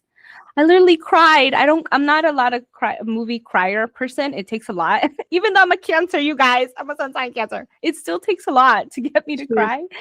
And this is literally also where my husband and I are at. Is like, will we? We don't know. Do we want to become those people, or like that archetype, that next version of ourselves? And do we want to step into the unknown? Haha, Frozen 2. Sorry. Step into the unknown. But it's like, I don't, and the grieving is so important, because it's like, there's that part in us as women to mother and nurture, however, we want to call it, people want to lean into that or not. But it's like, it's hard. It really is hard. Oh no, go ahead. It's hard because it's something that I think as a society is expected of us biologically. It's what's there. It's what's coming out from us, literally, to be able to produce, to do. And so acknowledging that it might not be a path, or it's not the path, and holding space for that. It's hard. And maybe, if, with time in life, we'll still come back to that feeling of grieving, of like, okay, in life, we won't be able to do all the things, all the paths, all the identities that we're holding. There will only be maybe a handful that we really solidify and become more with time. Which doesn't mean that we're not the other things. Like I mean, people might not like this, but I'm a pretty good dog mom, I'm a pretty good plant mom. I'm a good mom to myself. Like, I mother myself. And sometimes I mother my friends, sometimes I mother my husband, like, and so it's just, it's, I feel like it's the grace and the grief of like, we're not going to be able to be all the things, and that's okay. Yeah. It's hard. But yeah, it's a good hard. That's a good way of saying it. Oh my gosh, yeah, with the theme of good, like goodness. And Renee Good. I just want to honor, I just say her name and honor that like this. I heard you say, because I can still hear you when I step out, but like the biology, of where we are at physically, both being 33 too. There is something in me that is pushing to mother. And there is also I was thinking this after, because I was kind of depressed after the Boy Scout documentary, and I realized though that like it is I had a friend say this years ago, and it popped back up after thinking about this documentary. It is in our evolution to say no more, because there's a point in abuse that and not with everybody, and I shouldn't maybe have said it that way, but there's a couple stories in that documentary where the men, because they're men now, say something just clicked. Yeah. And that's when I ran, or that's when I told so-and-so, or that's when this happened, because something just snaps. And even as children, even though these kids are being psychologically like traumatized, because part of it's the mind game and the gaslighting and all that. Amidst all of that, amidst all this shit we just talked about, amidst this societal like death and rebirth that we're going through, and there is still this like I just keep thinking like this biological urge to say no more corruption, no more like this deep oppression of your own people. And that's strong language, but we all know what we mean, like to a degree. And so we see these things, and even if we are at the point of, like I was saying earlier, like this is the war moment, this is when we fight, this is when we like, everyone's going to have different instincts around that, and everyone has their fight or flight response, and we need the fighters, we need the freezers, we need everyone to acknowledge the way they respond to trauma and grief, and acknowledge that the darkness does lead to learning, and it does lead to light, and it does hopefully lead to our more capacity to hold paradox and say things like, this problem